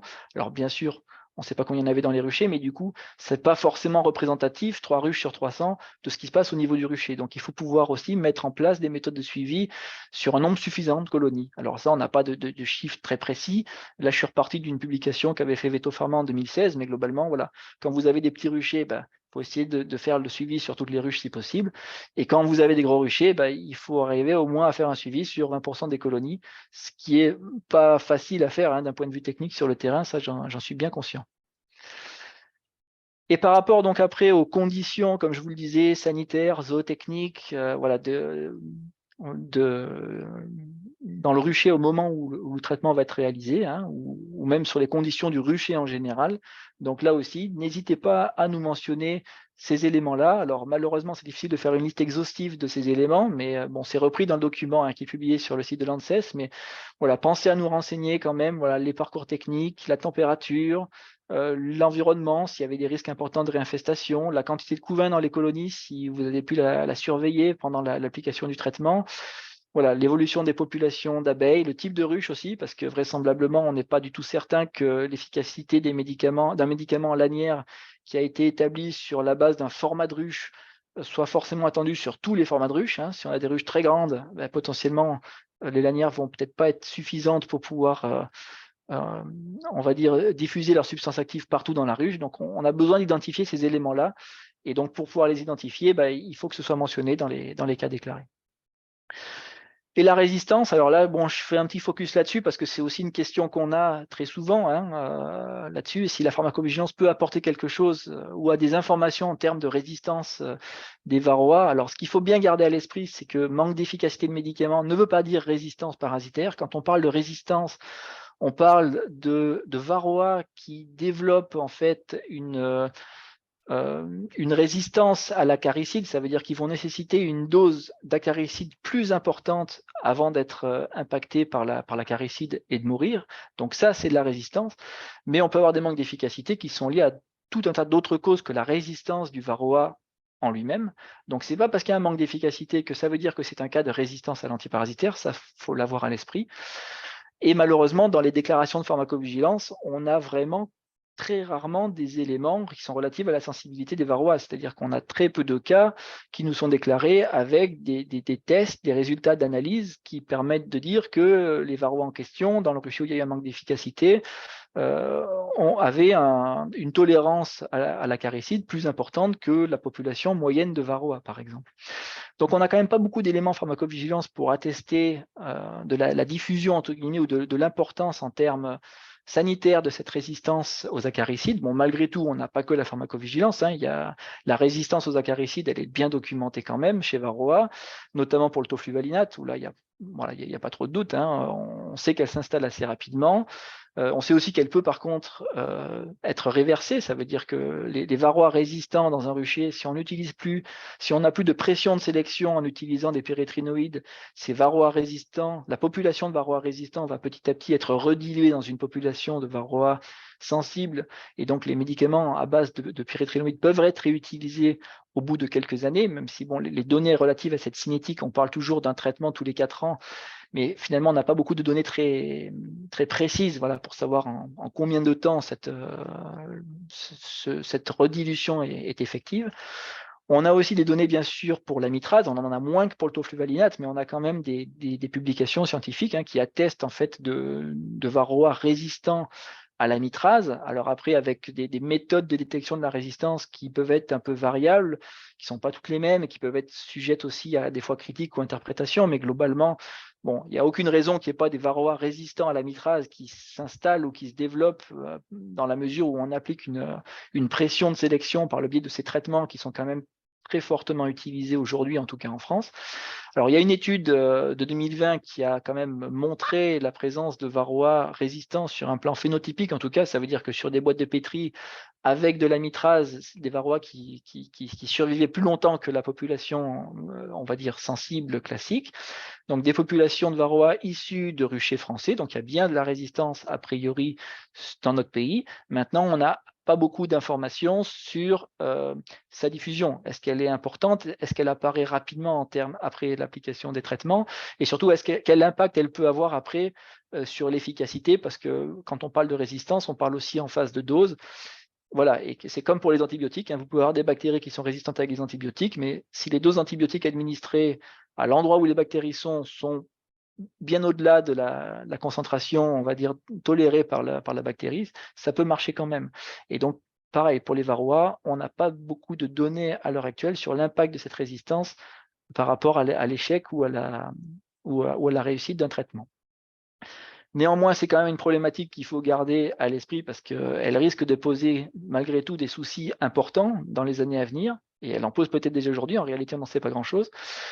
Ce que nous, on a identifié, c'est que le besoin quand même, c'est d'avoir aussi des méthodes validées de détection de la résistance et qui puissent être aussi utilisables sur le terrain. C'est-à-dire que oui, il peut y avoir des varrois résistants, ça c'est une chose. Maintenant, l'intérêt pour l'apiculteur, c'est de pouvoir quelque part prédire si il a des varrois résistants à une substance active dans ses ruchers pour qu'il puisse après choisir son traitement en fonction de ces tests de sensibilité.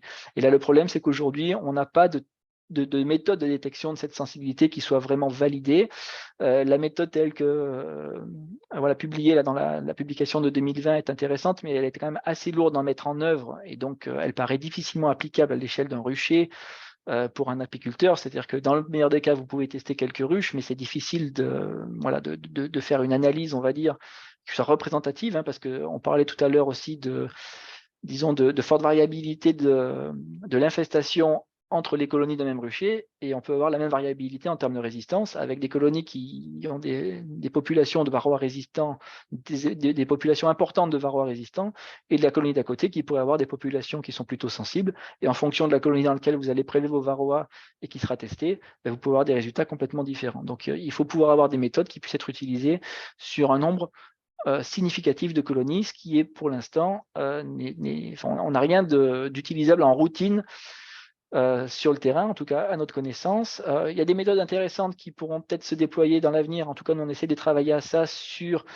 la détection par ce qu'on appelle la biologie moléculaire. Ça veut dire identifier des gènes de résistance dans les varrois résistants phénotypiquement, on va dire, aux acaricides. Et l'intérêt de détecter ces gènes de résistance, c'est qu'après, on peut les retrouver assez facilement par des analyses qu'on appelle des PCR, qui peuvent se faire potentiellement sur des varrois morts. Donc, ça pourrait être fait sur des varrois récoltés, sur des langes, par exemple. Donc, ça peut potentiellement des méthodes qui sont applicables, qui pourraient se faire sur des mélanges de varroa. Et l'objectif serait après de pouvoir déterminer un pourcentage de varroa porteurs de mutation et de le corréler après avec une efficacité sur le terrain. Donc, il y a des travaux qui sont en cours là-dessus. Alors, pour le tofluvalinate, il y a plutôt une bonne corrélation entre la mutation et la résistance. Pour l'amitrase, il y a des mutations qui ont été identifiées, mais des données qu'on a, la corrélation entre la mutation et la résistance,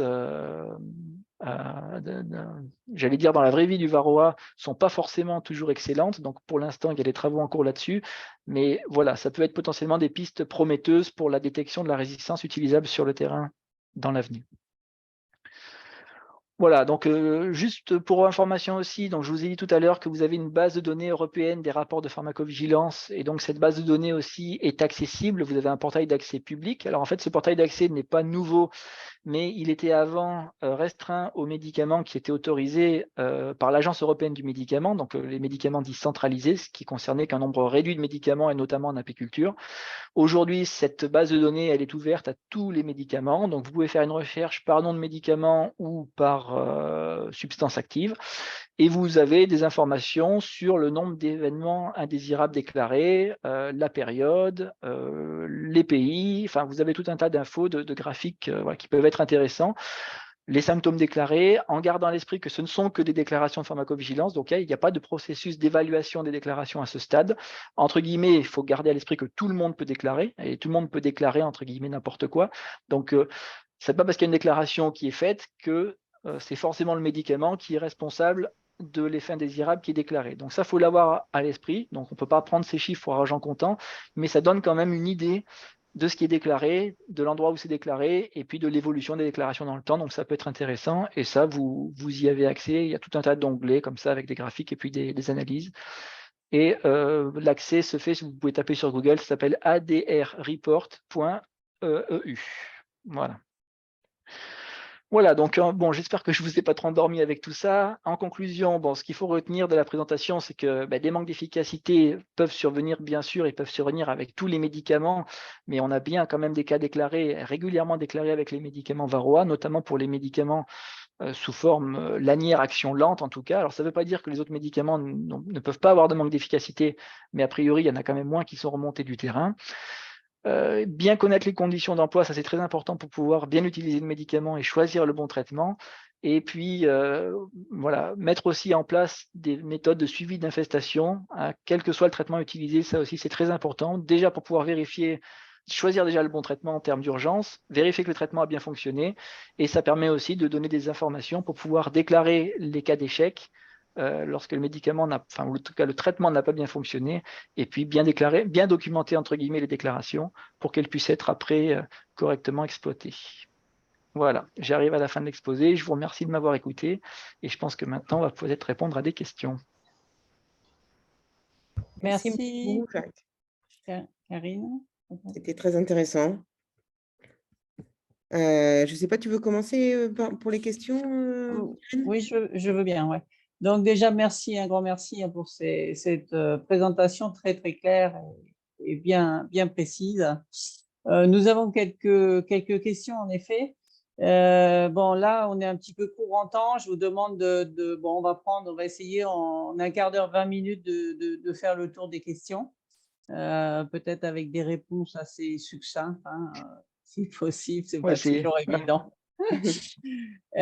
Donc déjà une question, je pense, qui est intéressante parce qu'elle repose la question par rapport à l'utilisation de certains médicaments sur la vaporisation, l'aspersion, la sublimation. Et donc une question de Monsieur Gesselin qui dit: peut-on vaporiser du varomètre sur les abeilles ou sur chaque face d'un cadre? Mes rennes étant marquées, j'évite. Alors, le varomètre de mémoire, vaporisation, ça voudrait dire quoi? C'est plutôt sublimation, si je comprends bien, ou aspersion avec un… Enfin, il peut y avoir plusieurs méthodes en réalité.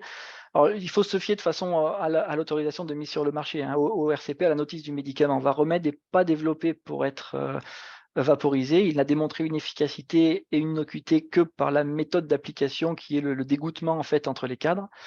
Et donc, on n'a pas de données en termes d'efficacité ou d'innocuité par une autre méthode.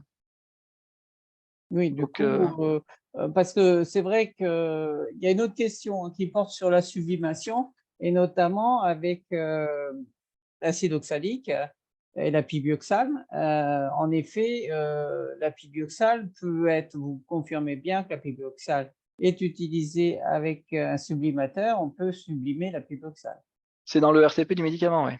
Oui, ça n'a pas changé. Donc, on a toujours une application possible par dégouttement et une application possible aussi par sublimation. Ouais. D'accord.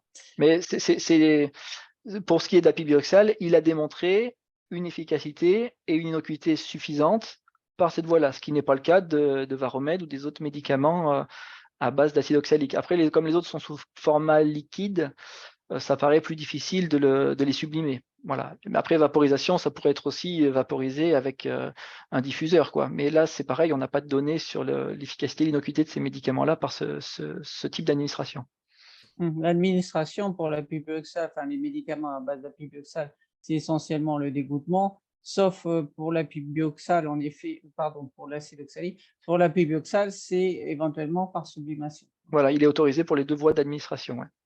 Avec une contrainte quand même pour la sublimation, c'est le dépôt de sucre ou de caramel sur le sublimateur qui peut poser quand même des soucis. Tout à fait. Toujours, moi, c'est plus par rapport aux médicaments qui ont été présentés. Donc, on a ce fameux Danis Bienenwol. Je ne sais pas si je prononce bien. Oui, c'est difficile. Est-ce que vous pouvez nous en dire un peu plus là-dessus? Parce qu'on le voit passer, mais en fait, on ne sait pas à quoi. Alors, en fait, vous pouvez avoir accès au RCP de ce médicament-là comme des autres, mais c'est globalement le même médicament que Oxybi. Simplement, le titulaire d'AMM, qui est en fait le même, l'entreprise en fait qui a déposé les dossiers d'AMM est la même, que ce soit pour Oxybi ou que ce soit pour le fameux Danis Bienvenol, là. Et donc, en fait, c'est simplement une deuxième autorisation sur une même dénomination, sur une autre dénomination, pardon, mais du même médicament. Alors, peut-être pour des marchés, je ne sais pas quel a été l'objectif du laboratoire de faire ça. Peut-être pour des marchés, en fait, ils voulaient un nom différent en fonction des pays de commercialisation, mais les deux médicaments sont autorisés au niveau européen. Donc, on les a tous les deux autorisés en France. Mais c'est le même médicament. Donc, en France, il n'y a que Oxybi, en fait, qui est commercialisé, à ma connaissance. Et Mais c'est c'est les la même mêmes chose. Il n'est pas trouvable en France, hein. Pardon? Il n'est pas trouvable en France, hein, si vous voulez l'acheter en France. Oxybi, si, il doit Non, l'être. le Danis. Oui, voilà, je pense qu'il n'y a pas de gens de distributeurs en France, à mon avis. Ok. Mais c'est la même chose qu'Oxybi, hein. Donc il n'y a pas tellement d'intérêt à aller chercher celui-là plutôt qu'Oxybi, quoi. D'accord.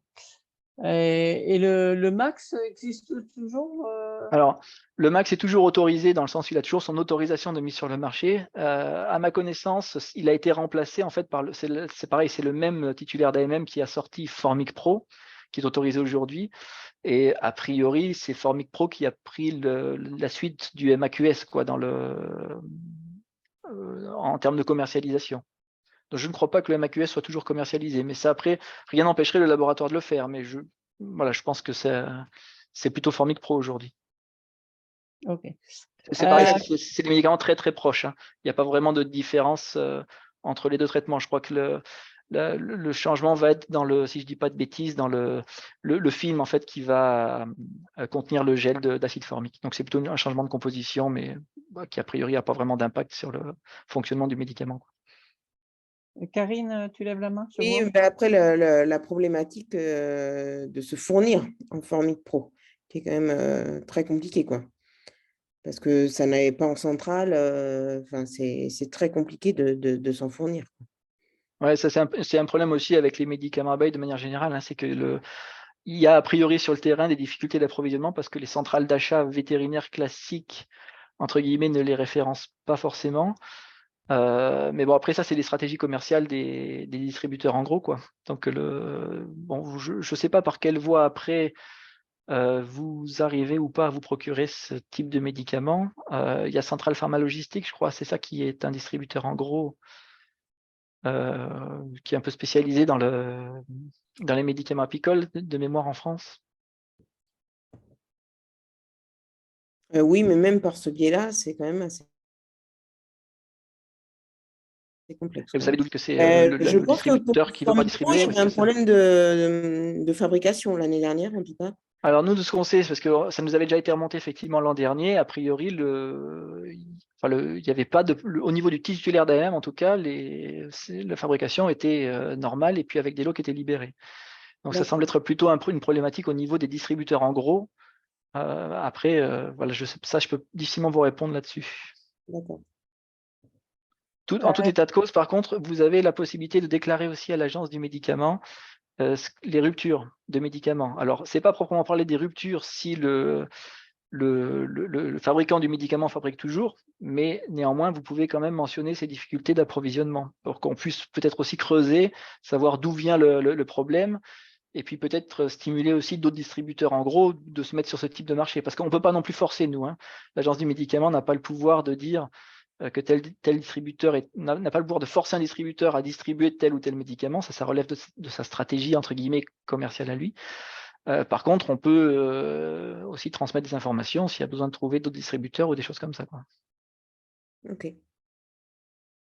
Alors, il y a la question suivante, c'est portée sur l'AMM et savoir si l'organisme qui délivre une AMM pour un médicament évalue-t-il l'efficacité supérieure par rapport aux médicaments existants? Je pense que la réponse est dans la question. Alors, il n'évalue pas d'efficacité supérieure par rapport à l'existant. Il évalue l'efficacité par rapport à un minimum requis dans les lignes directrices européennes. Alors moi, je ne travaille pas dans l'évaluation des médicaments, hein, donc je n'ai pas beaucoup de détails malheureusement à vous donner sur la façon dont sont évalués les dossiers. Mais en fait, ce qu'on demande au laboratoire, c'est de fournir des éléments pour dire qu'il dépasse les fameux 90-95% d'efficacité avec son protocole de traitement. À partir du moment où il fournit ces éléments-là, en termes d'efficacité, il va être approuvé. Et l'agence n'a pas non plus le pouvoir quelque part, de désapprouver le médicament sur des critères d'efficacité s'il fournit ce qui est demandé par les lignes directrices. Mais on ne compare pas avec les médicaments déjà existants. Ok, Karine? L'AMM, il est donc convenu pour un certain nombre d'années et après, quand il est renouvelé, est-ce que par contre, là, il y a une nouvelle démarche pour vérifier l'efficacité? Alors ça a changé justement. Il n'y a plus de renouvellement d'AMM depuis 2022, depuis l'entrée en vigueur du nouveau règlement européen là, sur les médicaments vétérinaires. Donc, à partir du moment où une AMM est octroyée, elle est octroyée sans limite de durée. Et donc, c'est uniquement la pharmacovigilance, après, qui fait justement vivre l'AMM du médicament. Donc, il n'y a plus de réévaluation systématique des AMM au bout de quelques années, comme c'était le cas avant. Ah ouais. D'où l'intérêt de remonter aussi ce qui se passe sur le terrain, quoi. Ok. Ah oui, c'est intéressant ça. La question suivante, donc, se pose la question de savoir comment on fait pour, parce que les traitements avec AMM sont obligatoires, hein, et ne sont pas toujours respectés par certains. Que faire pour contrôler, au-delà des conseils, et obliger l'apiculteur à traiter? Quelles mesures de contrainte, quelles sanctions? Ben, alors, ça, au niveau agence du médicament vétérinaire, c'est pas nous qui contrôlons l'utilisation du médicament par le terrain. Nous, on contrôle les laboratoires qui les fabriquent. Au niveau de l'utilisation terrain, c'est plutôt des choses qui sont contrôlées en général par la DGL ou les services déconcentrés de l'État, les DPP, ce genre de choses. Alors, il y a déjà en fait des contrôles possibles, des sanctions possibles aussi, c'est déjà prévu dans la réglementation. Après, je ne sais pas exactement comment ça se passe. La problématique vient surtout, la grosse problématique pour la santé publique, ça va être le problème de résidus dans les denrées. C'est-à-dire que si effectivement on utilise un traitement non autorisé, ça veut dire même si c'est une substance active qui est contenue dans un médicament autorisé, dans ce médicament, la préparation que vous allez utiliser, si ce n'est pas un médicament autorisé, vous n'aurez aucune garantie en termes de contaminants, en termes de stabilité. Ça veut dire que le principe actif que vous allez utiliser, vous ne savez pas si finalement, au bout de quelques temps, il va se transformer, il va se dégrader et il va donner des métabolites plus toxiques que la molécule mère. Vous ne savez pas aussi s'il n'y aura pas des contaminants. Ça veut dire que même quand on utilise de l'acide oxalique qui est d'origine naturelle, on dit d'origine naturelle, mais c'est l'origine qui est naturelle. Quand vous prenez de la poudre d'acide oxalique en magasin, c'est bien synthétisé chimiquement avec des process de synthèse industrielle. Et vous ne pouvez pas être certain qu'il n'y a pas des résidus de métaux lourds ou d'autres contaminants en fonction des chaînes de fabrication là-dessus. Et si ça venait à produire après des résidus dans le miel que vous allez sortir. Alors, s'il n'y a pas de contrôle et que ça ne pose pas de problème, ça ne se verra peut-être pas, mais s'il y a des problèmes sanitaires qui émergent derrière, ou s'il y a des contrôles, parce que la DGL aussi fait des contrôles aléatoires sur les miels, potentiellement, ça peut soulever des problèmes. Mais il y a déjà des sanctions prévues. Donc là, ça rejoint d'ailleurs une question d'une autre personne qui disait pourquoi est-ce interdit de faire ces bandelettes d'acide oxalique dans la mesure où il y en a pas en vente? Eh ben, c'est parce que je viens de le dire, quoi. C'est une problématique essentiellement de qualité. Alors, selon la substance que vous allez utiliser, il y a des substances qui sont plus dangereuses que d'autres. Et en termes d'acide oxalique, effectivement, on peut se poser la question dans la mesure où, au niveau résidu d'acide oxalique en lui-même, c'est une substance qui n'est pas tellement toxique, aux doses en tout cas, dans le miel, qu'on peut retrouver dans le miel. Mais encore une fois, c'est un problème de contaminant, c'est un problème de process de fabrication, de conservation. Et voilà, il y a un risque qui n'est pas maîtrisé de contamination des produits que vous allez utiliser. Au-delà du fait qu'en termes aussi d'efficacité, alors là, aucune donnée, quoi. On ne sait pas du tout ce que ça peut donner. Et toujours dans le prolongement de ces questions, sur Isabelle Cautrier qui a posé ces questions, pourquoi n'y a-t-il plus de produits à base d'acide organique? Alors, qu'est-ce qu'on appelle acide organique? Des produits, c'est-à-dire des médicaments ou Des médicaments, je suppose, ouais. Alors, des médicaments, il y en a à base d'acide organique, puisqu'on a des médicaments à base d'acide oxalique et d'acide formique. Ok. Alors après, on parle d'autres acides organiques, je ne sais pas, mais ça fait partie de ce qu'on appelle les acides organiques. Concernant aussi l'acide oxalique, en fait, en bandelette, en fait, bon, il y a plusieurs études qui ont été faites et qui ont des résultats d'efficacité qui sont complètement différents. En Suisse, il y avait eu une étude avec 58% d'efficacité, donc ce qui est pas suffisant. Et puis, il y a des problèmes aussi d'innocuité.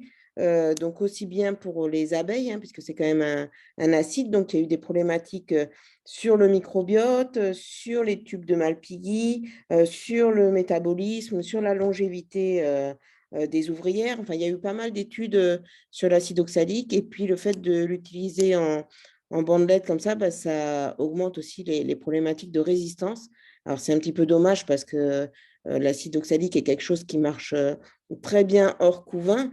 Et donc, si on crée des résistances sur un médicament qui, pour l'instant, n'en a pas, c'est un peu dommage, quoi.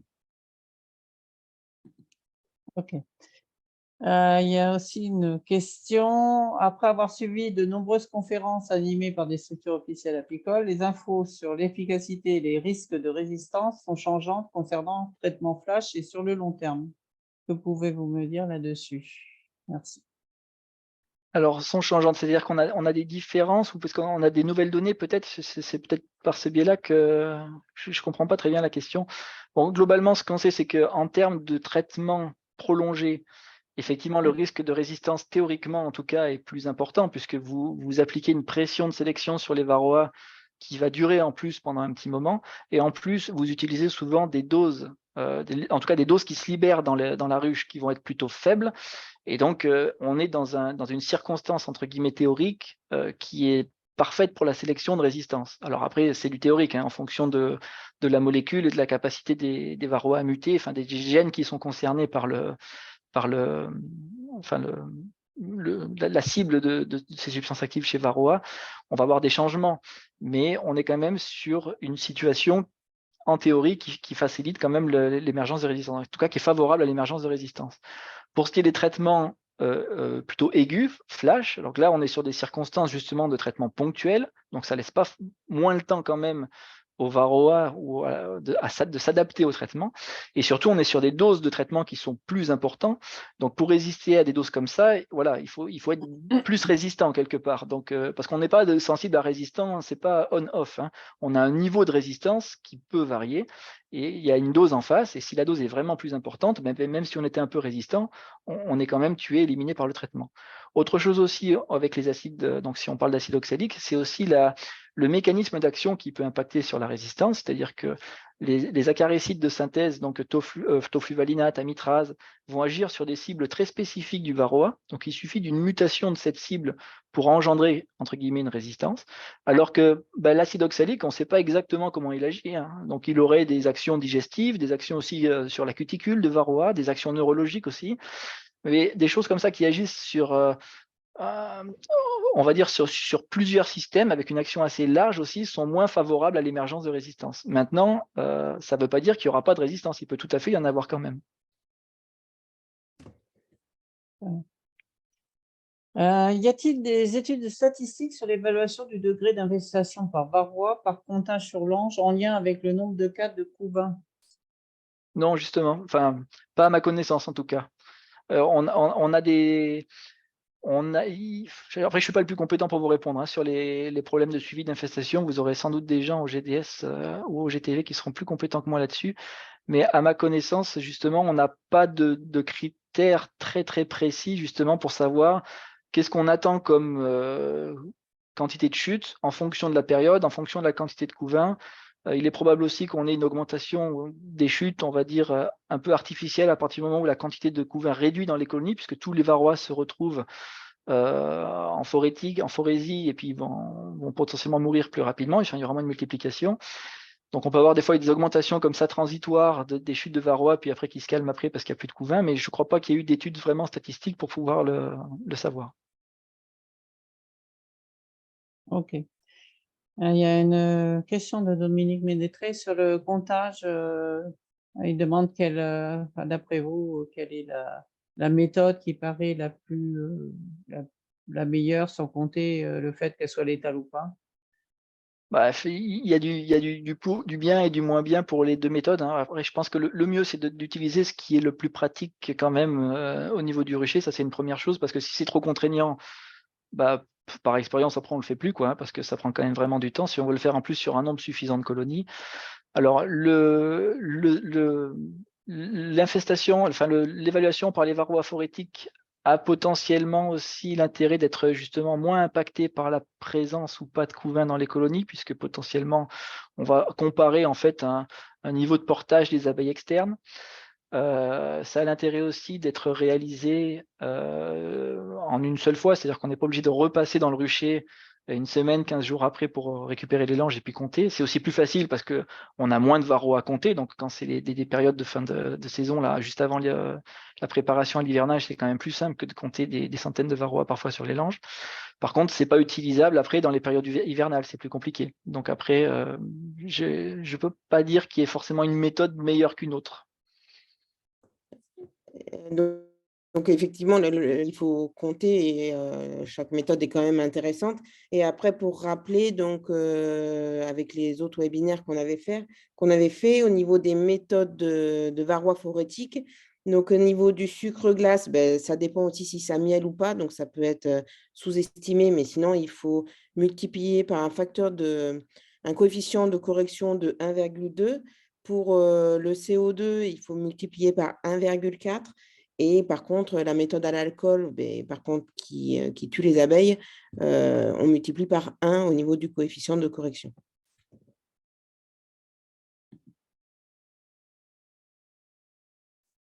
Alors, il y a une remarque de M. Gesselin qui dit « Il est dommage qu'aucun organisme n'ait réalisé d'études sur l'acide oxalique, vu son coût. » Alors, je pense qu'il parle d'acide oxalique brut, quoi. Vu son coût, 20 € et sûrement moins pour traiter plus de 300 ruches.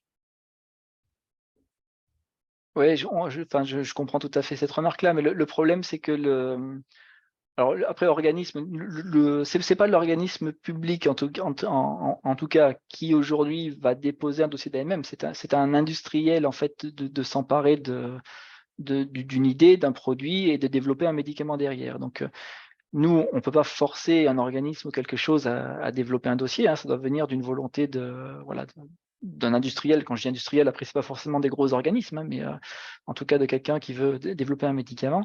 Le problème, c'est que ce médicament-là, qui est peu cher aussi parce que justement, il n'y a pas les contraintes derrière, probablement, du médicament. Même avec de l'acide oxalique, parce que l'acide oxalique qui est employé dans un médicament n'est pas forcément... la molécule en tant que telle n'est pas forcément très différente, mais c'est tout le circuit d'approvisionnement, de contrôle en termes de qualité, de traçabilité qui coûte de l'argent. Et si, à partir du moment où on va demander tout ça à un industriel, forcément, ça va faire monter son coût de production. Donc, je pense que ça ne réglera pas le problème. Ça fera monter le prix de l'acide oxalique en question, quoi. Ok. Moi, j'avais quelques petites questions qui rejoignent d'ailleurs celle de Karine. Donc, il disait, Karine, à partir de combien de dossiers de pharmacovigilance l'AMM est-il remis en cause? Moi, j'avais la question de savoir comment, au vu, par exemple, du manque d'efficacité de certains médicaments, enfin, a priori, mais bon, ça demande en effet à ce que ce soit confirmé.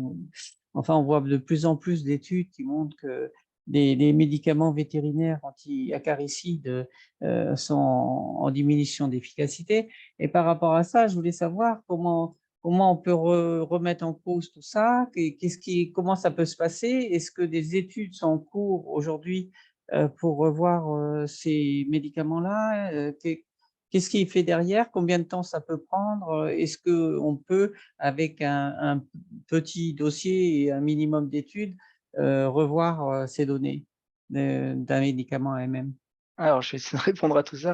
Alors déjà, pour répondre à la première question, c'est à partir de à quelle quantité de remontées De dossiers de voilà. pharmaco.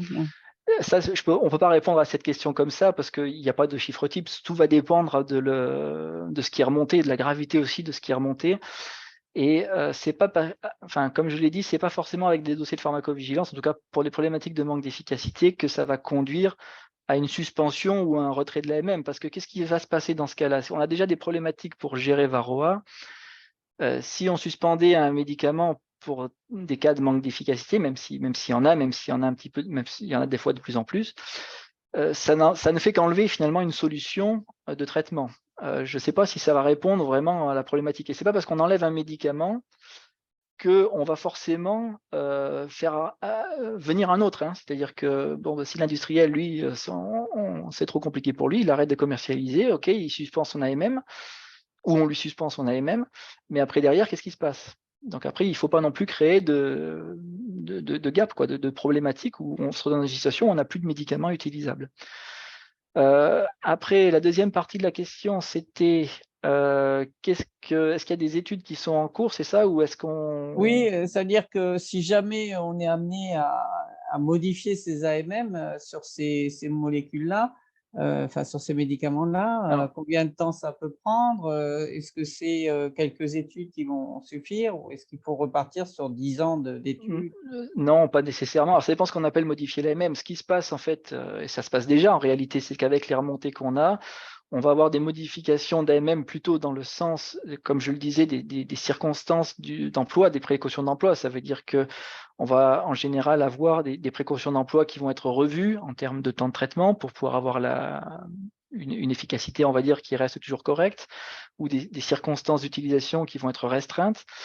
Après, bon, comme je vous le dis, c'est pas parce que on va arrêter ou bloquer la mise sur le marché d'un médicament que ça va forcément amener à un nouveau médicament meilleur. Donc après, c'est plus dans les circonstances d'emploi. Les actions qui sont envisagées vont être plutôt des actions plutôt relatives au terrain, c'est-à-dire informer sur les problématiques et puis voir comment on peut faire pour garder une utilisation la meilleure possible du médicament existant. Ça me paraît en tout cas plus approprié que de retirer les autorisations de mise sur le marché, parce que si c'est retiré, ben après, qu'est-ce qu'on fait? On se retrouve avec des impasses thérapeutiques. Ça peut être plus problématique qu'avec les médicaments actuels. Une autre chose qui est faite, par contre, par rapport à ces remontées, alors quel que soit, alors je ne parle pas forcément d'apiculture, mais de façon générale sur les problématiques de résistance, alors c'est beaucoup évoqué aussi pour les antiparasitaires internes, pour tout ce qui est ruminant, antiparasitaires externes aussi pour ces animaux-là. On a quand même de la résistance aussi qui émerge pour plein de parasites, et dans des filières, c'est très compliqué. Et là, ça a plutôt un impact sur les lignes directrices en termes d'évaluation des médicaments à venir. C'est-à-dire qu'on va avoir des exigences peut-être différentes. On veut demander aussi aux industriels des données plus abouties sur l'étude d'émergence de la résistance et puis ce qu'on peut faire pour limiter l'impact. Je ne sais pas si j'ai répondu à votre question, mais ça va être plutôt dans l'évaluation des médicaments à venir. Et puis après, l'évaluation des médicaments à venir, si les lignes directrices changent, en fonction de ce qui est modifié, on peut demander aux médicaments actuels de changer aussi, mais ça arrivera que dans un deuxième temps. L'objectif, c'est plutôt d'avoir des nouveaux médicaments qui soient potentiellement moins impactants et efficaces, quoi. Ok. Moi, j'ai une question qui est tout autre, hein, qui porte sur l'achat des médicaments à l'étranger et aussi sur Internet. Je ne sais pas si vous avez des éléments là-dessus. Par exemple, chez nous, est-ce qu'on peut se procurer de la Pivard en Espagne? Pour être clair vis-à-vis des agriculteurs qui nous écoutent, si j'ai Ouais. bien compris, ça n'est pas possible. Alors, aujourd'hui, avec la nouvelle réglementation, les choses ont un peu changé. À partir du moment, alors, on parle d'un médicament qui est autorisé en France. Donc, un médicament qui a une AMM sur le territoire français ou une AMM européenne. D'accord? Sur ces médicaments-là, vous avez aujourd'hui la possibilité de vous fournir auprès d'un distributeur où qu'il soit en Europe. Donc, vous pouvez tout autant le commander en Espagne qu'en France. Par contre, il faut que le médicament soit étiqueté et qu'il ait un des documents d'accompagnement, donc sa notice, en français. Alors, vous avez des médicaments aujourd'hui qui sortent avec des étiquetages d'emblée, vous avez plusieurs langues. Ça permet justement d'aller les acheter finalement un peu où on veut en Europe. Par contre, en Europe, hein, ça ne s'applique pas aux pays tiers. Pourquoi? Parce qu'en fait, aujourd'hui, on reconnaît aux distributeurs, en gros, la même qualité, entre guillemets, c'est harmonisé au niveau européen. Donc, un distributeur, en gros, aujourd'hui, est autorisé, quand il est autorisé dans un pays d'Europe, il est autorisé dans tous les pays d'Europe. Donc, vous pouvez vous procurer le médicament auprès de ce distributeur, sous réserve que le médicament soit bien autorisé en France. Hein, si c'est un médicament espagnol qui n'est pas autorisé en France, là, vous n'avez pas le droit.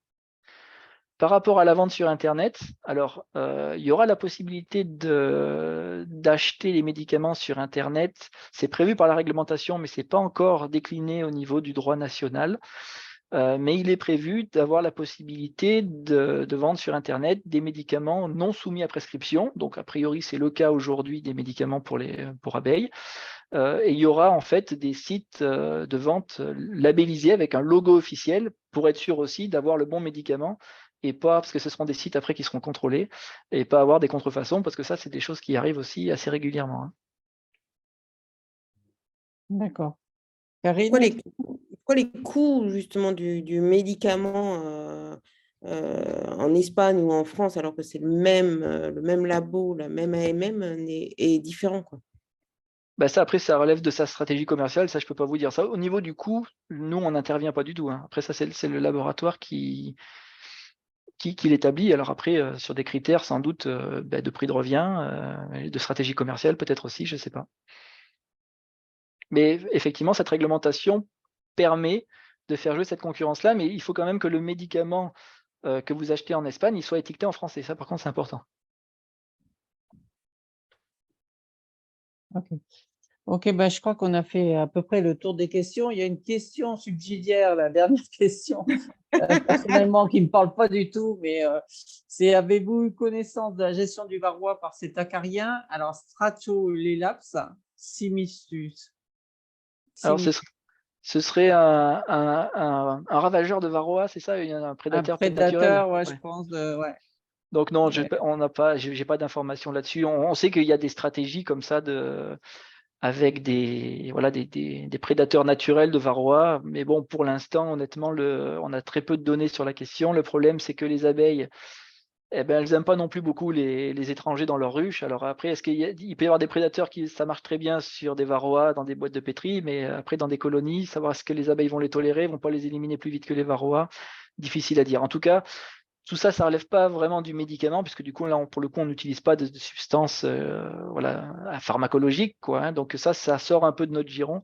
Et à titre personnel, j'ai pas non plus d'informations sur l'efficacité réelle de ces stratégies-là. C'est probablement prometteur, mais Mais ça peut être une après, alternative. Mais...